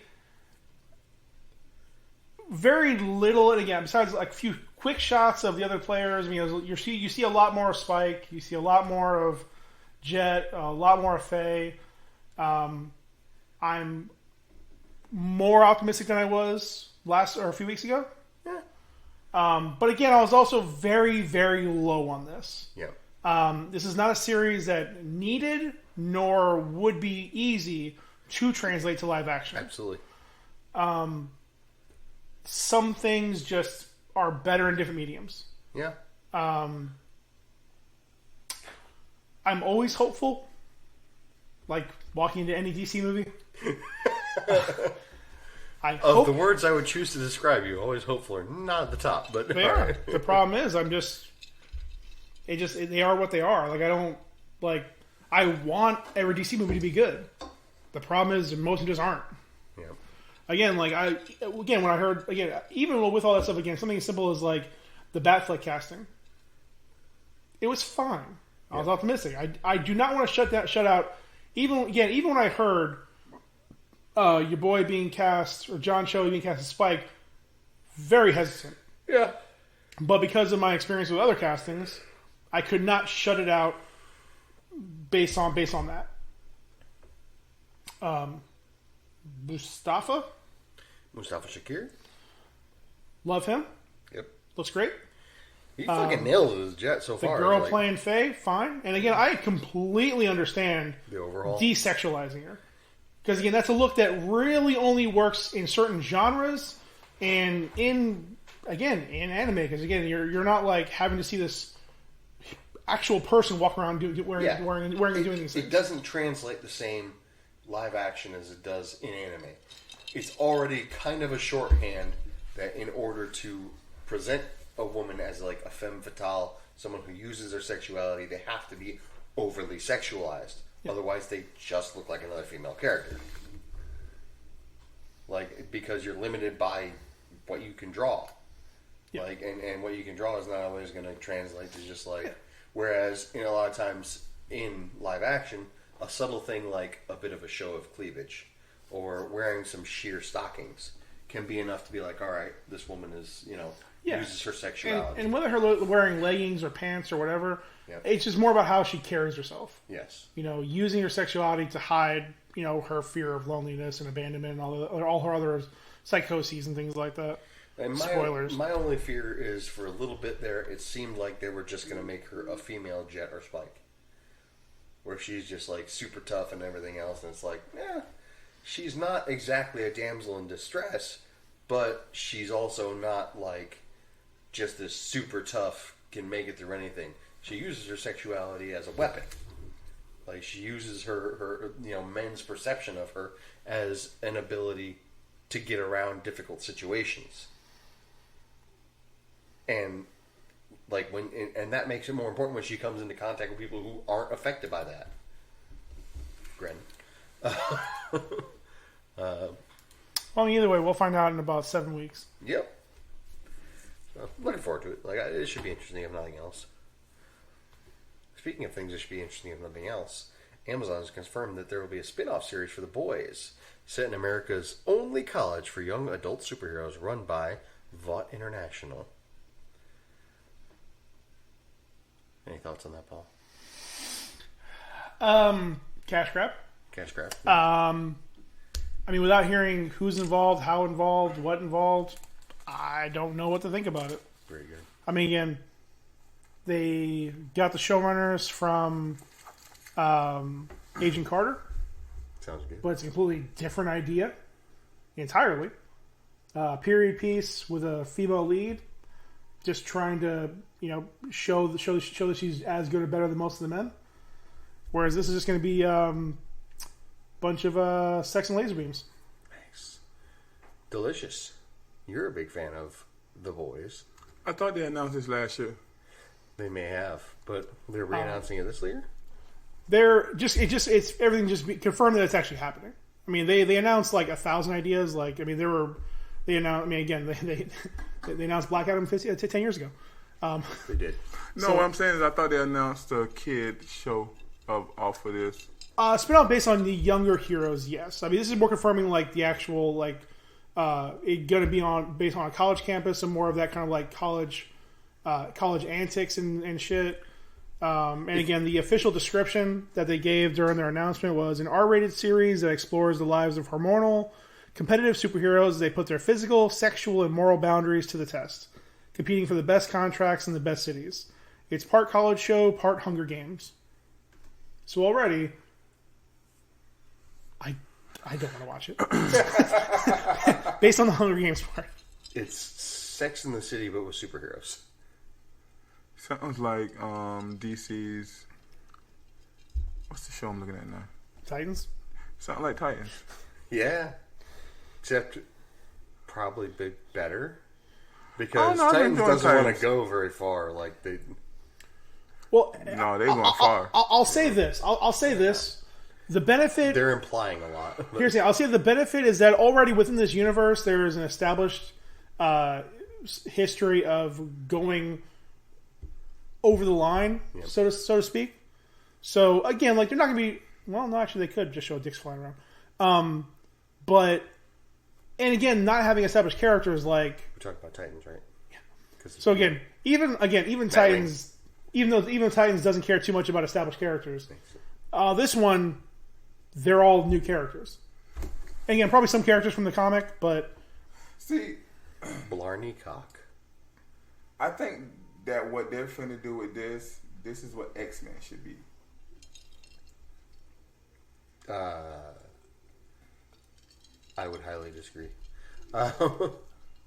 Beast wants to fuck. Yeah. No, what I mean, no, I ain't talking about the R-rated stuff. I'm talking about like the whole ideal of having them in school. Yeah, sure. Like that's what X-Men should be. It should be a series around the school. And then if you're gonna do a movie, you can like they're talking about now doing an all-female cast X-Men movie. I mean, they're always talking about that. I'm just saying, like Yeah, well, I would say definitely once you get the X-Men established, I'd be down for like for a school for a series based just in the school. So if we're basically talking X-Men Evolution here, But good. So the really, I feel like X-Men as a whole should have a healthy balance between the school and the team. No, I'm not. See, that's what I'm saying. I'm not saying that the only thing X-Men is a school. What I'm saying is this sounds like a better idea for the X-Men. I'm gonna be honest with you. I don't want to see a bunch of R-rated teenagers or just college students. But I mean, still young. I really don't want to see all that. Well, and again, this is just because because it's the world of the boys. It's gonna be R-rated, probably more because of language and like gore. Because again, it realized too. I guarantee it. They're going to take a lot of notes from Invincible. It's going to be a lot of young superheroes fucking up. Yep. A lot of superheroes trying to again, they may even approach that situation where they try to catch a falling plane and they fuck up and people start falling out of the sky. What do you think? And they try to grab somebody and their arms rip off. What? What do you think is going to be like the Hunger Games in what way? I think there's just our idea of just they're all fighting each other. Because the part they're working in is like they're in school to get their license probably or something. Probably some My Hero shit to get contracts in good cities, to get contracts with like they showed in the last season of The Boys, or actually I think both seasons. Like the mayor of Baltimore went there to work on who would be their superhero. So be kind of there where like these kids are coming up. And as they graduate, they would try to get signed. Like you try to get signed, like you graduate law school, try to get signed to a good firm. They're trying to get signed. They're trying to get signed with a good city, because like obviously you'll make more money working out of Chicago than you will Tulsa. So like you're trying to get better contracts and better deals, better exposure. I didn't say. Well, no, you still say have more fights in Chicago than Tulsa, but. I don't know. I don't think I want to see this. Now, it would have been interesting if they would have followed the sun. Skip. It's a very niche feel. I think it's gonna be one of these that like it's gonna be if they find the right vibe and shit. Yeah, I mean, I could care less about this. I just don't want to see a bunch of teenagers in the boys' world. Well, it's not teenagers. It's college kids. It's 20-year-olds. Well, again, there'll be some 18, You 19 keep going back to year-olds too, teenagers, but it's like 20-year-olds. 19, 20, 21, 22. That's when he says age. kids, he means like 25. Oh, okay. I'm talking about 22 and down. What you graduate college at 23? Depending on who Yeah, they vary. Yeah, between 20 and 23 you I graduate. just don't want to see that age and just like just find me a friends with powers. Something like not friends, but like Saved by the Bell with powers. Yeah, cool. Because I feel like even in universe, it almost feels like Starlight's only like 22. She feels super young. Yep. Even though Huey looks like he's like almost 40, but acts like he's 25. That's, what's his name? The Quaid boy. Quaid. I would like to see a prequel. I would like to see a prequel, especially around like what's her name, the new chick, the racist chick. You want control? Stormfront. Oh. Are you saying you just support racism, D? No, what I'm saying is I like to see a prequel, like especially around her turn, like how this stuff got made. You know what I mean? If you listen to when your boy came into his office, Homelander came into his office, like how you dare you, and he told him the story of the dude that found Bot. Like that's a good story to look at, like how he like they go back in time and how you found how superheroes created. I think with the kids, man, a lot of blood. Sorry. I just think that this whole world is supposed to be like really rated R. I don't know if I want to see kids. Well, and again, like I'm not expecting every episode to have heads popping, but I think it's gonna be a lot of those where it's like, there's like if you ever read any comics about like younger teenagers, and I don't mean like Civil War, that's a whole different story, but like younger kids like fucking up and like so again go back. Let's go back to one of the original. Well, that's different. Some of the original where like they mess up and the bad guy gets away. Well, in this one, they mess up, and instead of catching the guy, they accidentally, when they grab him, they accidentally like rip his spine out, or rip the skin off his back, because they don't realize their strength. Or again, like I was saying before, they try to like, catch somebody falling, but they don't catch them properly, and the person snaps their neck. It's learning these trial and error things of learning how to manage your strength and powers. Where I think they could do a lot of episodes where they're not relying on the shock factor and the gore factor, or again like tits and dicks. They don't have to rely on that, and with two women as the showrunners, I don't think they're going to have to. Again, I don't know what they're going to do. I don't know anything about this. And again, I never read the comics, so I don't know the rest of the world. But it's interesting because again, even too, you like realize at this point, most of the heroes were picked by Vought, like picked as children to be this. So already they're loading the deck with who they like and don't like. Did you say you're gonna follow some random chick? No. I said I don't think they would because because they were part of the. I'm not sure if they were the showrunner or they were part of the team that was in charge of Agent Carter. So again, that whole show is about a woman. And again, I think this will be an ensemble cast. Probably following like a group of friends or a group of classmates. Probably some friends, some rivals, some love interests, both male and female, and gay and straight, binary, non-binary, and how they're gonna interact and how the relationships affect them. Trying to get better contracts and better deals and better scores. I think they have to follow the kid. Homelander's son. They should follow. It should follow him. Skip ahead and give spoilers? I mean, again, 'cause he's still a kid. So, like, he's going to be in the next season. He's still a kid. I thought he was, like, around, like, 16, 17. The kid? No, he's, like, 10 at most. Why did I think he was so old? I don't know. I mean, no, he was a kid. Homelander's kid is what, like, again, he's, like, 10? Yes. 12 at most? Yeah, he wasn't that old. He was not 16. He definitely wasn't 16. Oh. Like I said, Starlight is closer to being 16 than that kid is. Well, I doubt that, but I don't know. She seems super young. To be fair, I didn't think I would like the boys, and I ended up liking it. So I don't know. Because Carl the Legend Urban. That's right. guns. I like to see I like to see them go. And I know. Let me ask this question: what's a better show, Boys or Invincible? They're really two different shows. I'm going to go with Invincible. Probably. I think so. Despite the Boys having more time to do stuff. Also, again, I will admit, the Invincible can do more because it's animated. It's hard. You get more of that shock factor from a live action, but you're still limited because it's a TV show and they don't have as much time for special effects. Like, you could not do the fight at the end of the season on the Boys. You just couldn't. You'd waste your entire season's budget. Yeah, because you're taking down a mountain. He got knocked into a mountain. Hell, even just that one scene, spoilers, where he's running through a subway. Yeah. Like, just that one scene alone, like, that one scene is burned into everybody's memory who watched that show. Like, there are a lot of moments from that series that get you. Like, even from the first episode of him killing the entire fucking Justice Avengers League. like that stays with you until the end, where it's just him running his son through a train, showing him how useless the rest of the humans are, and then him just smashing the fuck out of his son's face on a mountain. Don't you see? Think, Mark, think! It's... Yeah.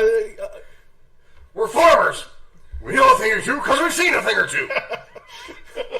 I'll go Invincible. Not my fucking time!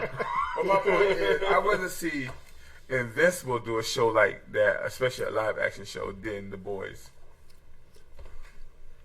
Well, I think they kind of already are. They're just not in school. Because, really, all the heroes that are left now are kids. Besides Black Samson. But aren't they are in school, but just not like a superhero school. Well, they're still learning. But, they don't have time for a school because, again, there's no other heroes left. Invincible, I thought he didn't graduate yet. Oh, he's still in high school, yeah. But Going I meant, they're not in, hero school. Yeah. Mark's all they got left now. He's the strongest person on the planet, and that's all they got. So he has to fucking learn on the job. That's going to be interesting next season. Good luck. Yeah, until whenever they fucking come back. Bananas and pajamas. Amazon, keeping it alive. Speaking of whenever they come back, what if will happen? Nailed the segue. Alright, so what if we did not capture 2 weeks ago episode, which is what if Killmonger rescued Tony Stark? Thoughts and theories on this episode? Wait. What? I thought it was Thor. That was the last one. Last we haven't episode. met in a few weeks. Okay, yeah. We Couple gotta weeks. go back. God, dog. Yeah, so again, Killmonger rescued Tony Stark. So they're in the desert. You had a conversation, though? Probably. We did, but I think we wasn't just... on air. It wasn't on We were air. hanging out here. It was that Saturday. We just had a hangout. So, all in all, I think we may all agree that it was a smart concept, but poor execution. If nothing else, one of the things that we all kind of agreed that would be more interesting, this is more or less just what if Killmonger became Black Panther, is really all it really was. It was less about like, all right, what if Killmonger chose Tony Stark as his method of supplying his people with the means to fight back, and more of a just, he happened to use Tony Stark as a way to become Black Panther, to take over Wakanda, to et cetera, et cetera. And never went to Oakland. Yeah. Oakland was suspiciously Well, absent. and it was just weird because I had no problem because again with him being in the service, he would be able to find the info, and I'm fine with him being there and saving Tony, whether that being part of the plan or not part of the plan. He finds out Obadiah's plan and uses that to get in with him to get Tony's favor and resources, and then because it's Michael B. Jordan, he loves anime, so he made a bunch of mechs to run around, but they're shitty mechs. But okay, so details aside, there's a lot of problems I have with detail. He still basically does the same things, except because he uses Tony as a way in to talk to Claw early, he's able to trick Panther into getting there and kill T'Challa on the ship 6 years 6 years before Age of Ultron. Go ahead. I do want to take on. So him obviously, what? Yeah, he got out for you like 2 hours ago. So, him killing T'Challa, there's nobody to stop him from just being the dude in Wakanda, because eventually Pops is gonna die. Yeah. Ain't nobody else got the flower in him, and by their own rules. And this is the part where it falls apart for me. Like, if they had just done that, and then he just said "fuck Tony Stark" and went to Wakanda with Claw's body, by the rules established in universe, he would have gone there. T'Challa's dead. Gain favor with the family for a little bit. Poison the dad after a couple months or whatever, after a few weeks or whatever. They have to follow the rules of fighting to become the king. Yeah, and then he can just beat him. Who the fuck's gonna be Killmonger? Yeah. Ain't nobody fucking beating Killmonger. M'Baku? No, T'Challa whooped his ass. And then T'Challa got his ass whooped even faster by Killmonger. They have no fucking chance. That's because the movie they needed time. It would have been a longer fight. I just hope it would have been. Fine, whatever. But either way. I thought this episode was a little boring. Well, it's the same problem I had with the first one, with Captain Carter. That it followed a lot of the same beats. They just either changing times or just changing people involved. Yep. It still went from him being a soldier to using Claw as an in to become the Black Panther. It was very cut and paste. I like the first episode of Agent Carter. Oh, it's fine. I'm nothing against it. It was a safe play. I think it was too safe. The zombie is that episode is my favorite one so far. But this episode it was just there. Too many holes in it. To me, it was too many holes in the plot. Well, yeah, because again, I talked to Ryan about this. I think I talked to you a little bit about this, but definitely Ryan. Like, okay, so after Tony gets killed, the soldier Ross shows up in Tony's house. Stark is killed by a Wakandan weapon. In that same room is a destroyed mech that they designed that was clearly destroyed by the Wakandan weapon. Ross's first instinct: let me give you billions of dollars to build more of these. It doesn't make sense. Yeah. It doesn't make sense. It's already been proven that they're not effective. Right. And then they would have just used the Patriot Act to steal the schematics and make it themselves. Yeah. And had fucking Hammer or somebody else or just basically at that point they're at war within the country and just take over Stark Industries to make their stuff. That's my point. Wouldn't Wakanda and America be at war now? They were at the end of they were, and then that's why they sent all the drones, all the mechs, all the drones there to fight them. the poster was for Tony Stark and all this. Yeah, I mean, it all happens fairly quickly, but again, nobody's doing any investigations. I just saw that, and that's why I came to the end of Pepper and your girl, Sherry, working together to solve it. Sherry. Well, yeah, because again, it's 6 years early. That's crazy. Oh no, 8 years early. 8 years early. She was smart then. Yeah. So again, I mean, we're seeing all these things play out 8 years earlier than they would have in the story. So she was probably making a Piano Cat meme reference. Or in real time, what are those? Wasn't one of my favorite episodes. Huh? Wasn't one of my favorite episodes. No, it was. I mean, I love Michael B. Jordan, but it just wasn't. They introduced nice ideas, but again, the execution was just not there.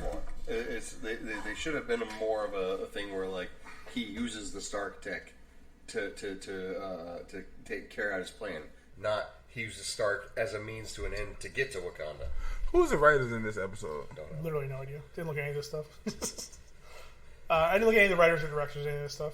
Because it's at this point, this is more of a machine. They're just being told, make this happen. You have 40 minutes to make it happen. Yeah, I hope they consulted with the writers from the original Black Panther. That's what should have happened. I mean, Why maybe. would they waste their time? Why would they waste their time? For a better episode. I mean, Ryan Coogler may have been, talked to about it, about things they could or couldn't do. I think it was a pretty, just like I said, it followed a lot of the same beats, so it's not offensive to that. Like, Killmonger's plan is mostly intact. He just adds extra steps for no reason. It's anti-slavery with extra steps. The best part of Black Panther was Bury Me, that Bury Me scene. Oh yeah, no, his death scene was fantastic. And that didn't happen. But there was an interesting scene in the afterlife with Killmonger and T'Challa. No, that was a good scene. Yeah, that was a good scene. There is some good to be pulled from these episodes. That was a bit of it. Michael B. Jordan actually going on file and saying I like anime was another good one. It's pretty funny when Happy said, "That's my job." Yeah, that's pretty funny. Part of me, I hate to admit this, and this is no slight against Michael B. or Killmonger. During that scene where T'Challa's confronting him, it was like, "Is this what you expected?" That had like in my mind for a moment, I'm like, Obama Trump. Obama Trump. For a fraction of a moment, and I don't want to explain any more than that. It was just a weird moment where it's like, one of these. It's gonna be really awkward when he finally gets there. Nice. Angela Bassett. Yeah, the Queen Mother. And like her bit where she's like just rips That's the fucking cool. spear out of the two. That was pretty dope. Like checkers. Pretty spry for a 50-year-old at that point. Easily. 2010, 2008. But they wouldn't eat what we eat. They probably have better diets, and they have probably vibranium in their diet. Oh, and again, and she probably was. She probably was, if not one of the warriors. Definitely, was stayed in combat. Yeah. I mean, like Shuri is the only nerd in the group. Everybody else is doing shit. Yeah. Which, for me, if I have any flaw in the original Black Panther, it is Shuri. Why? I thought she should have been more of a warrior. That's not really. I think that's partially because of who was cast. Because she is so petite. And she played it fantastically. So I think it was just more an issue of not that they were avoiding her being a warrior. She probably could hold her own decently. I mean, granted, the only time she ever fought was against one of the Black Order from Thanos. And yeah, she lost.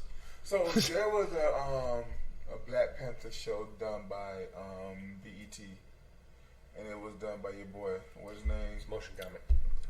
But what's the guy? Jeff Johns. No, the black dude. Tallahassee Coates. Tallahassee, Florida. Ta-Nehisi Coates. And in there, Shuri was like the Queen Mother.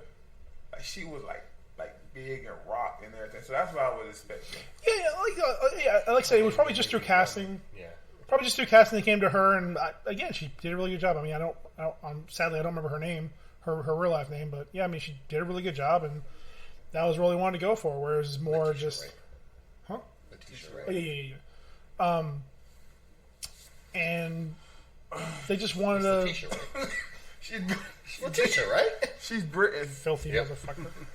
I was shocked because I like Letitia Wright. That's a nigga. I just assumed the T. I mean, she like, still is. She's still sound like I'm from London. She's still African, just not American. No, I thought she was black. She's a black UK. A black. She's Bluck. I mean, I said buck, Bluck, but no, you don't it's go not. Bluck. Black Wait, you loud. said Buck? I said buck, but yeah, Bluck works better. Buck is a problematic term for black people. That's from yeah. That's from Lethal Weapon. You block. You block. Block lives matter.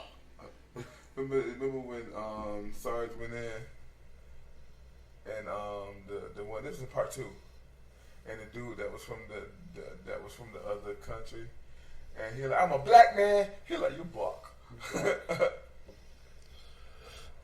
go see Lethal Weapon. Y'all see what I only remember something revoked.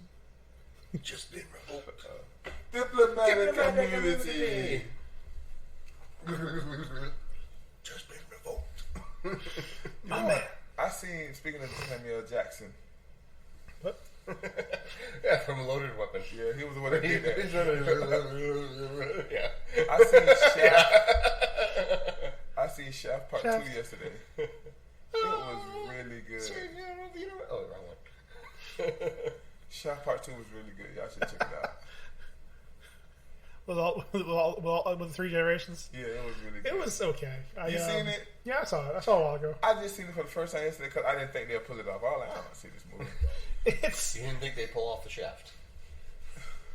I'm glad you were not disappointed. Are you saying something's wrong with this fuck stick? Here's the thing. Like, I used to can speak like this at home and not worry about it, but I'd be mad and then I say something that sounds like Giants. I can't do it at Powerhouse and I can't do it here. Yesterday they were teaching me some of the hot lingo. Nice. You want to share with the class? Yeah, we were talking in a scene where the girl had pulled the gun out. His girlfriend had put the gun. He took over the gun, and Zion said, "That's the block." All right, the block. He was like, "Yeah, she got the block." And then they start telling me different ways they call guns these days. I forgot most of them. It's a heater. I don't know if they used that one, but they might have. Probably not. That's Block. The block. But why? I don't know. It's you kids. They're not mind not developed. Let's move on to the next one. Okay. So speaking of their minds not being developed, the next episode was "What If Thor Was an Only Child?" So right out the gate, Thor is established as being a bit of a party animal, which is, I guess, supposed to be expected. I mean, even worse than it was in the first one. Yep. more of a jock, more of a because undoubtedly he's been pampered. Basically, the idea is that in the bit where Odin comes across the baby 6 pound 8 ounce baby Loki in the snow, he, instead of adopting him, returns him to his people. So the only child that they have to worry about and raise is Thor. So Thor gets all the attention, feels that he's the most special, feels that he's infallible, and as a result decides that everything's a party. And decides to travel the universe just having a good old time. I think I like this episode. This is a top episode of mine, maybe top 3. I just thought it was fantastic most of the episode. The only thing I hated was it felt like Thor was 16. A little bit. Well, that's the thing, though. He's Asgardian, so like his people live thousands of years. So yeah, he could have been in the first quarter of his life. The seal fight between him and Captain Marvel was amazing. I thought it was pretty good. Yeah, it's pretty good. I like the intro to the second portion where he's like pointing at the Sydney Opera House and he's like, "Watch me slide down that," and then he like flies over to it and she just intercepts him and just yeah. I thought it was funnier that he and Loki got along better now. Yeah, they're best friends. Well, because really, if you think about it, Loki feels like he belongs. He's a prince in his own right, heir to the throne of his own kingdom. What does he have to be angry at Thor about? What does he have to be angry at the world again, about? it answers the question: nature versus nurture. Yeah, a little bit. Loki get a Loki, which is an interesting dichotomy, an interesting change from the Star-Lord episode, the T'Challa Star-Lord episode, nature versus nurture. Okay, in that case, Star-Lord, by his nature, is a charismatic leader who everyone he comes into contact with is better for meeting him because he tries to make the best out of them. Versus, again, this nurture, because he didn't have the competitive nature of his brother, or more specifically, the conniving nature of Loki. Thor just figured everything was always good for him, and he had nothing to worry about. And it's fine, whatever. I'm an immortal, more or less immortal god who has, untold powers and.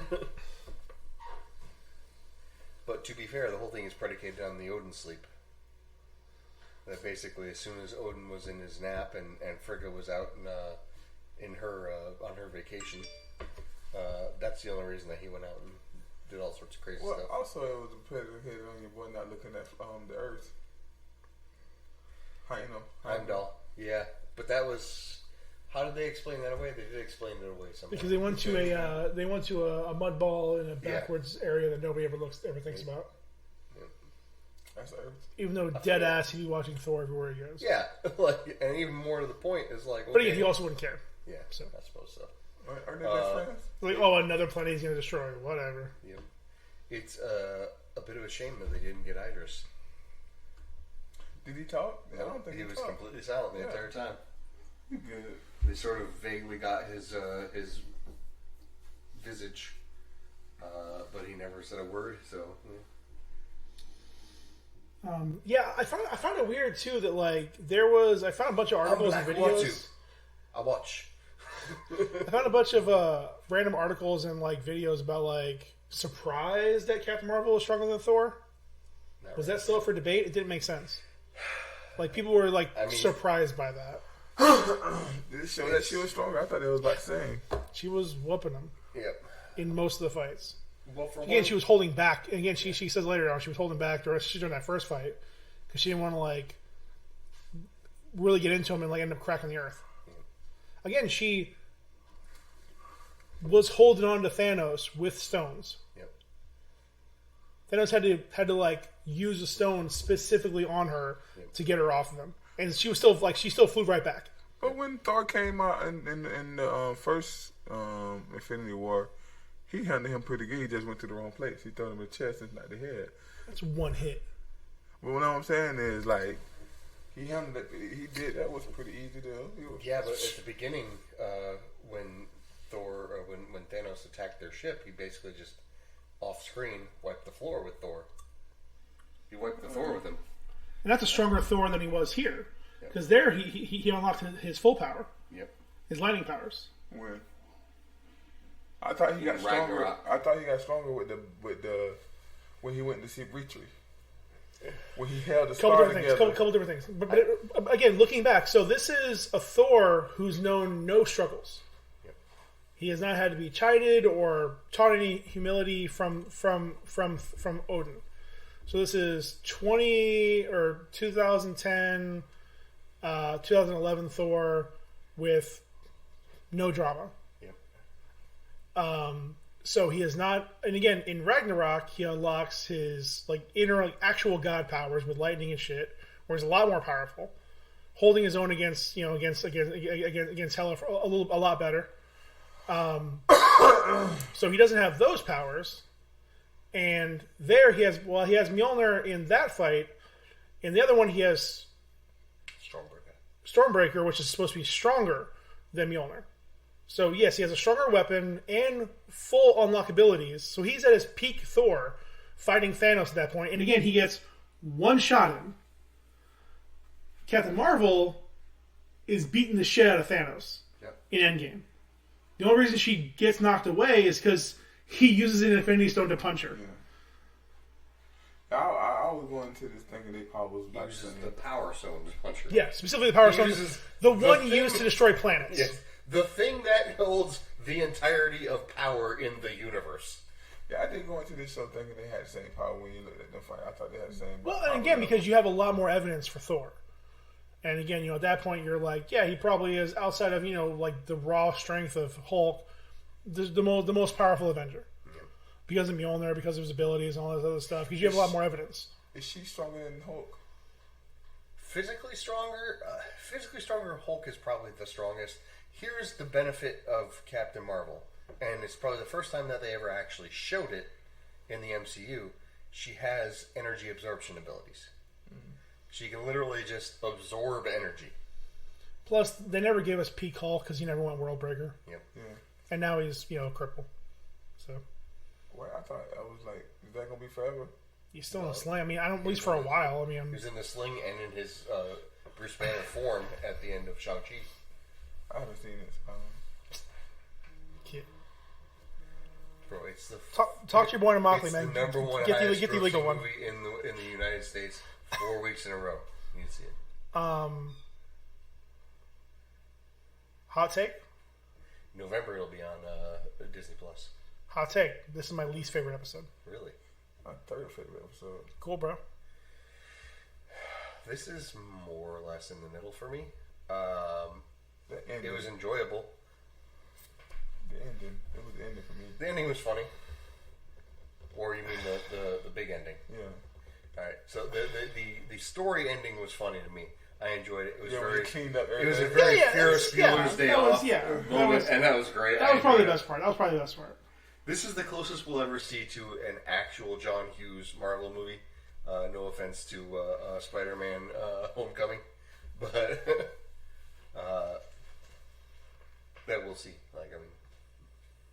And it was fun. I'm trying to figure out how is this your least favorite movie. It's a fun movie. It's fine. Just nothing happens. Because he's a big fan of Captain Carter. Just nothing happens. What's your favorite? Doctor Strange. Supreme Strange, yep. See, this is mine. Okay. I got nothing against that one. That was fine. This one again, because nothing happens. They really, really push hard. And again, I don't understand why Party Thor, who's been across 100 planets, fucked thousands of things, is so obsessed with Jane. Don't get me wrong. Natalie Porter's cute, but she's a skinny, flat-butted white girl. That's true. She's smart, but he's dumb, so he should be afraid of that. Yeah. It really makes no sense. Now, Kat Denning, he should be all over Darcy. Oh yeah, she got big titties.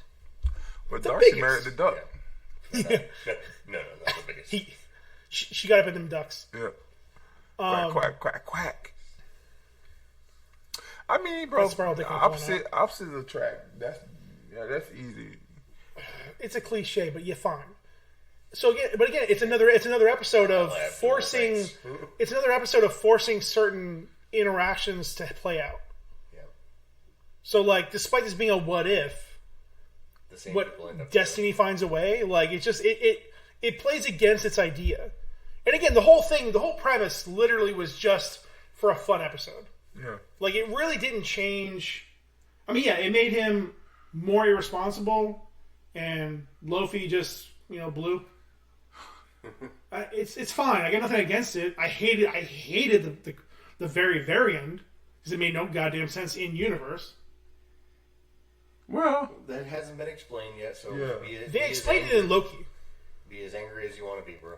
But it's not explained yet. How does it make sense? Maybe he goes across multiple multiverses and collects all the Infinity Stones. Okay. Maybe he went in that universe and connect them all. He can have all the stones. Doesn't Maybe matter. He found a multiversal Infinity Stone. Like a Super Dragon Ball. Listen, if you need Dragon Ball Super to explain your thing, you're doing it the wrong way. I'm just using that as an example. I'm not fucking saying that it's what happened. So going back, I'm not gonna argue what the stones. I just think it looked cool. I think he just looked cool. Oh, it is, and in the comics universe, it's fucking amazing. But the problem is in the MCU, they specifically said the stones only work in their universe. Well, what I'm saying, I'm not even getting to the stones level. I'm just saying he looked cool. At the end, him showing up, he looked cool. Whether the stones work or not, we don't know. He just looked cool.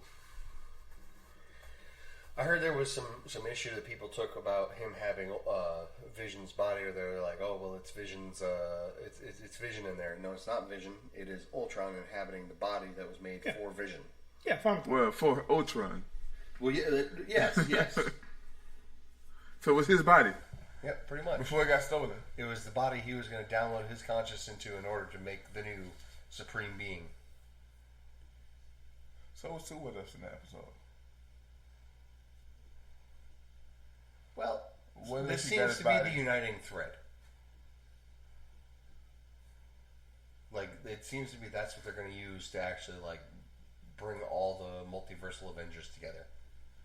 Which is why they chose Captain Carter to be more or less Captain Britain, because Captain Britain is historically like a multiversal dude.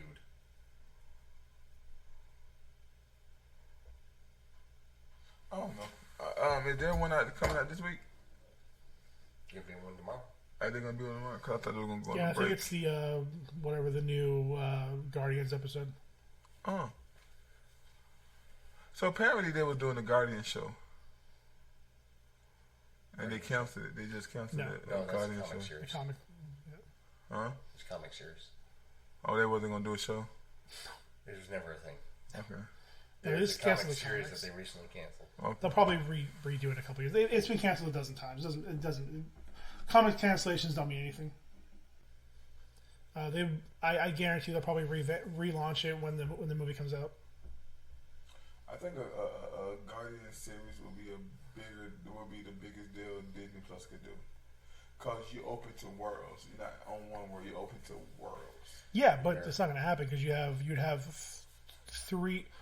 at least minimum two major movie stars in the series, and they couldn't afford that. I mean, you don't have to I guess. What, not have Chris Pratt and Dave Bautista? Again, you can change the voice of Groot and Rocket. That's fine. Again, like those are so changed anyways. It would be different, but it wouldn't be like character changing. But I thought the Guardians had a lot of different Guardians of the Galaxy. I thought they had a lot of different people in that group before. Yeah. They do, but Can you just do like it? they change out a few characters here and there. But I mean, like, a few of them are pretty constant. But and again, the ones that they switched out, like, either are literally nobody heard of. Like, it's not like they have different teams of Guardians of the Galaxy.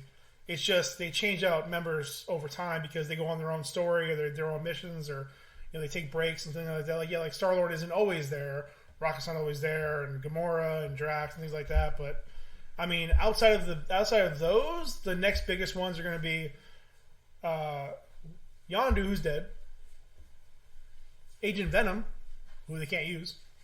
No, you can follow Groot. Tony Stark. Tony Stark, who You can follow Rabbit and Tree. what? Rabbit and Tree. Yeah, just follow Rabbit and Tree. It's a spinoff. It's not saying you gotta follow Rabbit and Tree. Maybe do the backstory of Rabbit. Then just do a Nova series. What would you do if they did an original Guardians thing? You'd make that a limited series? Like a brand new team, like brand new casting. No, I mean like the original. You use Yondu, you Oh! use the car, you use Charlie, like they were or- teasing. Okay, yeah, I'm happy down with that. Yeah. Okay, I have no problem with the idea. It's just that logistically they couldn't get Chris Pratt and Dave Bautista to do a series. Yeah. You probably can get Dave Bautista. Could you No, he's done with it after the next movie. could you get Ving Rhames and Sylvester Stallone and was Ming-Na? Are you telling me could I get two actors in their 50s who aren't doing anything to get paid? Yeah. And then just even if it's like a past version or something like that, throw Michael Rooker in there. Michael Rooker's always down for a paycheck. That's true. He was. Always down. Always down. Making All right, old. here's a tricky one. Could you get Miley Cyrus to reprise her role as? Could I get a girl who's not working to make money? Yes. Okay. Well, I think we got ourselves a series here, guys. We did it. All right. Everybody take a break. Right after the Marvels or whatever. Miss Marvel series. Let's. I think that's the last one, isn't it? Or is it She-Hulk? This year? For the lineup. Last series, I guess Secret War. That's when they have more time. She-Hulk, Moon Knight, Secret Invasion. I feel like there was one more. They doing Secret Invasion as a series. Yeah, That's the apparently. best way to do it. Is it? Yeah, I don't want to get into it. We don't have the history for this. It doesn't. All right. Anyways, I hate this episode. I didn't hate it. I should say hate it. I didn't care anything about it, which is probably why it's my least favorite. It didn't get, other than that very end with Infinity Ultron, I didn't care about anything that happened in the episode. So, fair enough. But I think that was kind of the point of the whole episode. Is just like it was very frivolous. Because you don't do a thing where it's like, all right, what if Thor, but fat Thor, but not fat Thor? Right, but when you only have like 9 episodes, why are you making one of them frivolous? I feel like at least 2 of them frivolous, but... Right, then why have so many that nobody cares about? I don't know. If you're doing things just to do things. It doesn't make sense to me. Okay. I love that it was fun, especially coming off that last episode that I didn't too much care about. Yeah. How many episodes are there in the season? I think there's 2 more. So it's 9? Is this 7 or 6? I have literally no idea. I think it's 9. I don't know, just like if you had 13 episodes, yeah, fuck around with like 3 or 4 of them. I see on here you have put something about your question about whether or not why Ultron has all the Infinity Stones. It says even the Soul Stone without a sacrifice. I feel like Ultron's sacrifice is obvious. Just throw one of his bodies over the edge, and he would be so crushed by having to sacrifice himself that it would be enough to. He probably sacrificed Tony. Could be. You never know. No. Again, Ultron is just so egotistical that he would just be like, "Oh, look, I sacrificed a part of myself. That's the only thing I love." well, no, because again, we're also again, one, I don't know what Ultron this is, what universe this is from, and how the Ultron was created. Yeah, So I don't know that Tony Stark was even involved. it's true. Maybe it was a Hank Pym one. And historically, even though while that one is braggadocious, he still sent hundreds of his clones to get smashed by the Avengers. So no, he only cares about the body he's in, and he knows. And again, at this point, he also has a different concept of existence because he exists in all of them and none of them. Yeah, And which is weird that he didn't bother making a backup before. Anyways,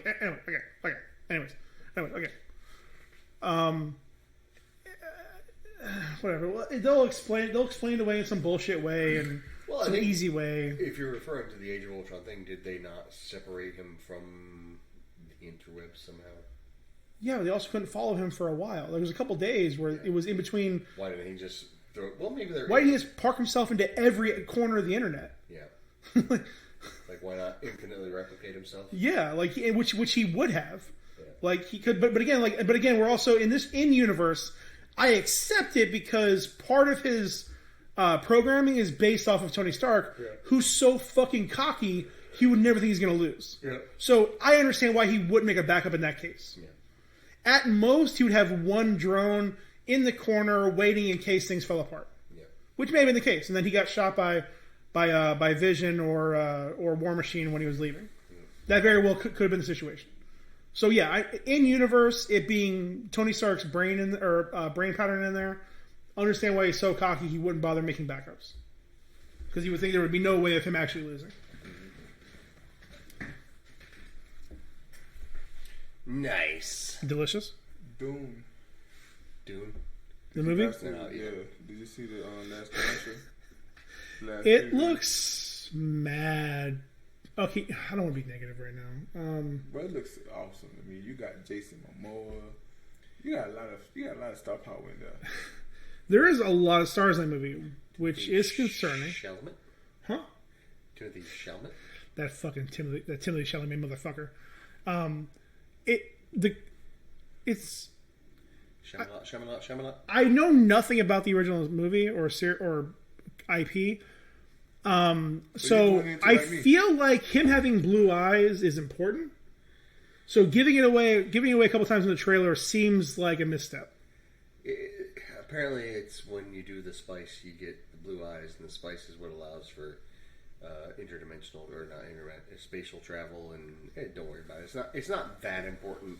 It is a big plot line, but at the same time, it's very well known, and there's larger things to it. Don't worry about it. I don't think it's any more of a. It feels like a bigger budget Chronicles of Riddick. A little bit, yes, it does. I don't know, but it looks good. It looks like it's interesting. I'm not negative on it. It feels a little try hard and a little pretentious, but And that was before the director talked shit about Marvel. It's fine. I got nothing against it. I don't care. What's his name?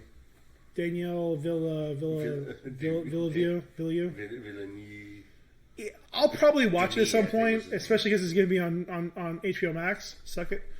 So it's not going theaters or going straight to HBO Max? Going both. Sweet. WB did all releases, which is, it won't make any money. Sweet. So again, if I enjoy it, then I'll see it in the theaters. I'll support it. But I didn't care about it when it was announced. I still have not seen the original. I know nothing about it. I don't care. It exists. The fun thing about Dune is just that one speech: the fear is the mind killer. Fear is the small death. Anyways, I don't know. I never was a big fan of it. I'll probably see it in some capacity, just because it's the third adaptation of something that is supposedly unadaptable. But we're in a brand new fucking world where we have, frankly, unlimited amount of ability to put ideas on the screen. So let's see what they got. Call me a fool. I'm more excited about Hawkeye than I am Dune. It's like, what if Marvel made a Die Hard movie? A little bit. I want to see Last Night in Soho. Huh? Different movies from me. Okay. This Hawkeye. I'm not comparing. I'm not comparing them. To be clear, I'm not comparing them. I'm just saying I do not care about Dune. To Hawkeye. The Hawkeye show seemed more like a Christmas fluffy type show. Yeah. And then your boy that plays Hawkeye, he's funny. But this Doom movie looked like he got a really good cast, and it looked like it's gonna be a really good movie. I mean, in it. You know what else had what else had a really good cast? Cats. You know what else had a really good cast that was good? It's true. We can do this all day. We can do this all day. Right. So I don't care about a cast. What I'm saying. I'm just giving my opinion on it. Again, I'm not trying to get into an argument about it. I got you. Again, it just I don't know. These kind of movies I never really cared about. I don't know. Like I'm sure it'll be fine. I mean, it shouldn't be bad. I mean, they actually give good performances. What I like about this movie is, and what I like about most movies is, I go into them not having anything to judge them on, so that I get to see what they're trying to do. Yeah. And there's no I thought it was Doom. It was Dune. Alright, cool. The Doom movie was Dune. There are 2 Dune movies if you want to see them. One of them is acceptable. The other one is awful. The one with The Rock was good. Acceptable. I didn't see the other one. You're not missing anything. It was awful. You know a movie they should do? A Duke Nukem. We need a Duke Nukem movie. Ooh, Lord. No, we don't. That'd be so cool. It's Played by The Rock. That would be so good. I do want to see a Doc Savage movie played with Doc Savage played by The Rock. Yeah. That'd be good. You don't need to see Free Guy. Eventually. It's so good. I enjoyed the fuck out of it. Eventually. Was it like GTA? A little bit. Again, it borrows from a lot of stuff, but the part that I enjoyed about it was that it was still Ryan Reynolds being Ryan Reynolds, but from a weird filter of naivete, where he's not like being that disgusting, gross asshole. He's being he's still being a weird asshole, but he doesn't realize he's so nice it's aggressive, and then like doesn't understand what he's doing sometimes. Canadian. It's so I enjoyed the fuck out of it. Taika Waititi plays Taika plays a great villain. Your boy from Stranger Things is there with great hair. There's a girl who's fine. And then your boy Lil Rel, or just Rel now, he was pretty solid. And like they don't play up their properties until the very end. Like it's still pretty like game generous. Like you know, like in a lot of movies they'll have like a bunch of like smash like a quick intercut interviews with different like personalities and things like that. Like if it was a sports movie, they'd be talking to like different like Stephen A. and Scott Van Pelt, shit like that, or There, they were talking to a bunch of like streamers. So like, Pokemon, Laser Beam, Muselk, like a bunch of like Ninja and shit, like a bunch of like streamers talking about this game. That would make sense. Like, yeah, you wouldn't be talking to like, you know, somebody in their 40s. You're talking to these fucking like younger people who are doing this stuff. But yeah, just a fun. Yeah, it's a weird, like watercolor version of GTA, but and again, that's just a background to, you know, have excuses for the weird shit he does, because he like gets top tier by not being a typical GTA player. It's weird. It's worth checking out. I enjoyed the hell out of it. Ryan saw it. He loved the hell out of it. Sorry, Anthony. Just put words in my mouth. Close your eyes, open your mouth. Hi, Kevin. Hello, police. Alright. Got like 6 minutes. Anybody see Star Wars Visions? Some shady? I have bounce. Alright. Got 9 minutes. Huh? Got 9 minutes, man. What's going on? It's 10:21. Your clock is fast. Yeah, it is. Like my dick. You bragging about that? What I do. I got shit to do. Star Wars Visions. Apparently not. Star Wars Visions. It was fine. I heard about that. I don't know nothing about it, but I heard about it. Delicious. Ryan? Half of the stuff y'all been talking about tonight, I was over there quiet because I ain't got nothing to say about it. I don't know nothing about no. What's the show called? The Karate Show?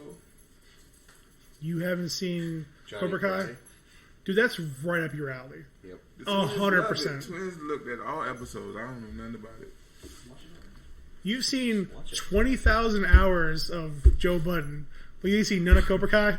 Because I could put Joe Budden on in the background and do the You can work. put Cobra Kai on the background. Can you for real? Kind of. Can you for real? Yeah, kind of. I don't think there's anything in particular that is like that bears having to watch it and having to pay attention. Yeah, they talk about everything.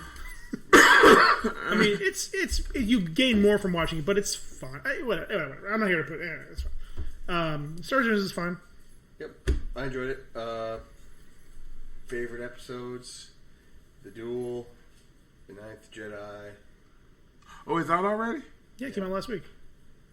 That's why we're talking about it, DeLacy. I gotta finish the other one. I don't know what that means. Probably a bit more controversial than my pick in that I'm ranking it fairly high. Bad It is The Batches. Twins. If nothing else, just from the absolute glee and delight that Alison Brie seems to be having playing her character. Well, that was Alison Brie. I That didn't was look Alison at. Brie. I didn't look at any of the casting. It was fine. And I'm a big fan of the that studio, the Kill la Kill, Gurren Lagann. So essentially, again, I'm not sure if you remember how much you remember about the series. It's just a bunch of like shorts set in the Star Wars universe by 9 different studios. 7 episodes or 9? It is. Anyways, a number of studios, each one had their own episode, and they use their own style. So, like, obviously, there's some that are like very cartoony, more realistic, old school, new school. You know, the last one feels like a more kind of Very old generic anime. Yeah. The first one is a lot more like scribbly, like more like It's made to look like an animated version of like a 1930s-ish Japanese movie. So like a lot of the black and white. If you like, yeah. what's his name? Damn it! Yeah, Kurosawa. Yes. There you go. It's very much like embarrassing. an animated version of Kurosawa. In that, like, it's all black and white except for the lightsabers. Oh, that's cool. So I will refrain from any more discussion until you've seen it. No, The worst episode is Tatooine Rhapsody. Huh? The worst episode is Tatooine Rhapsody. What? The worst episode is Tatooine Rhapsody. Oh yeah. Which one was that again? That's the one with the band. Yeah. It's pretty bad. That was like watching Boruto.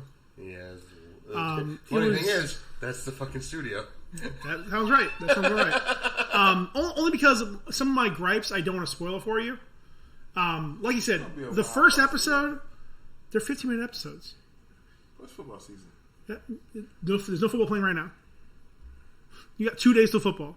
And the Cowboys played yesterday. You got days. Just you got podcasts on football. You got to listen to. You got to find out who's going to be hurt. My fantasy team is 2-1. My other one is 1-2. Injury report don't matter until Sunday morning. All right, get over your shit. Anyways, the first episode was really dope. The duel is a very that's like the kind of we expected. Like the most, it's the most kind of obvious blend of Star Wars and anime. Yep. It's like it's samurai facing each other. So is this supposed to be Star Wars animation, anime type deal? Like, well, it's set in the Star Wars universe, but all the episodes are done by anime studios. Okay.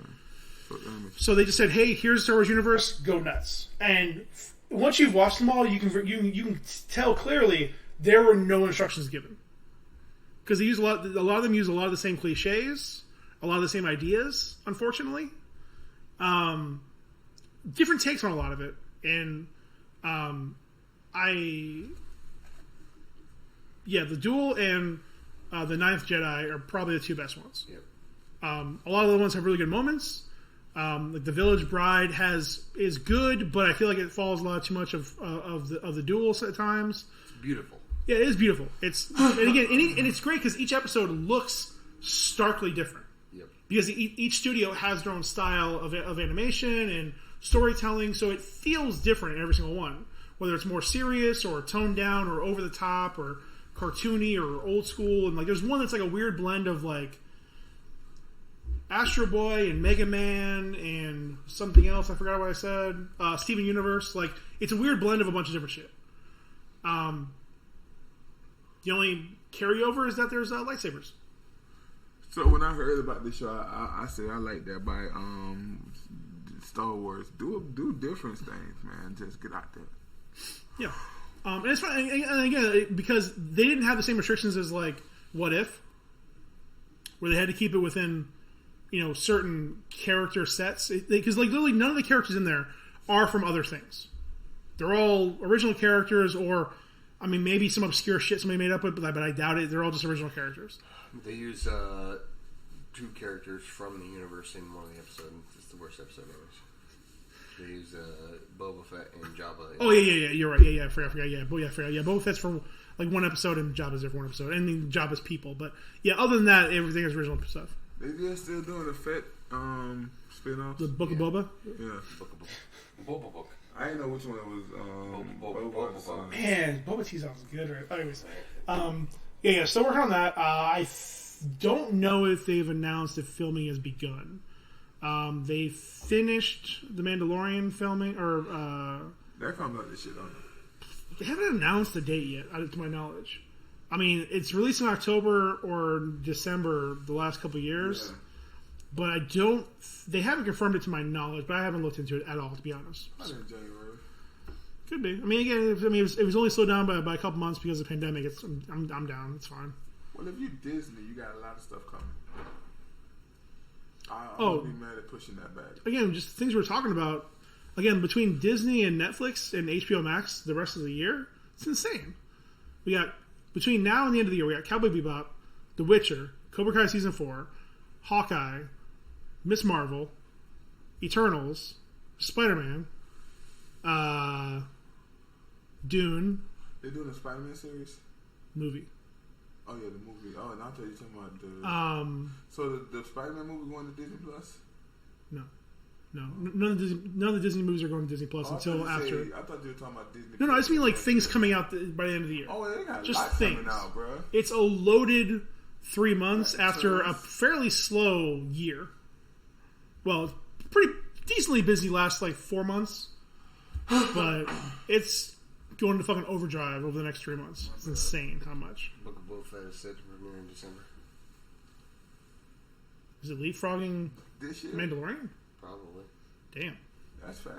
I didn't realize they were filming. All right, good for them. So they're gonna probably have the Mandalorian come out at the beginning of next year, which would be a smart deal thing. All right. So next week we'll try to go revisions and maybe a little more Doom Patrol. I haven't seen any episodes. That's fine. I've only watched like 2 episodes and I was half watching them. There's only 3 episodes available right now. Yep. I like I didn't like the last episode, but I liked the middle episode, number 2. For what? Doom Patrol. You saw Doom Patrol? I watched him last night. Okay. Yeah, that's fine. Yeah, we'll go more in depth next week. One more time I'll probably have to rewatch the first 2 because I was watching them under duress. There's a couple things that's supposed to happen that they setting up that seems real cool. Yeah. Let's make it. Nailed it. So this has been DeLacy Howard. I'm still Paul Breeze. Hi. I'm Ryan. That's Ryan Baumline. I started working out again. I'm Black. I'm going to start with my legs too. And it's feels it. D's working out for those who are listening. The COVID put something D's in, man. twerking out. The COVID got one of them up there. Body yada yada yada yada yada yada yada. Nice. So that's the episode. Yeah. Bye. Thank y'all for joining us through all that disaster. Yep. And yeah, bye. Bye. Bye. Bye. Shit.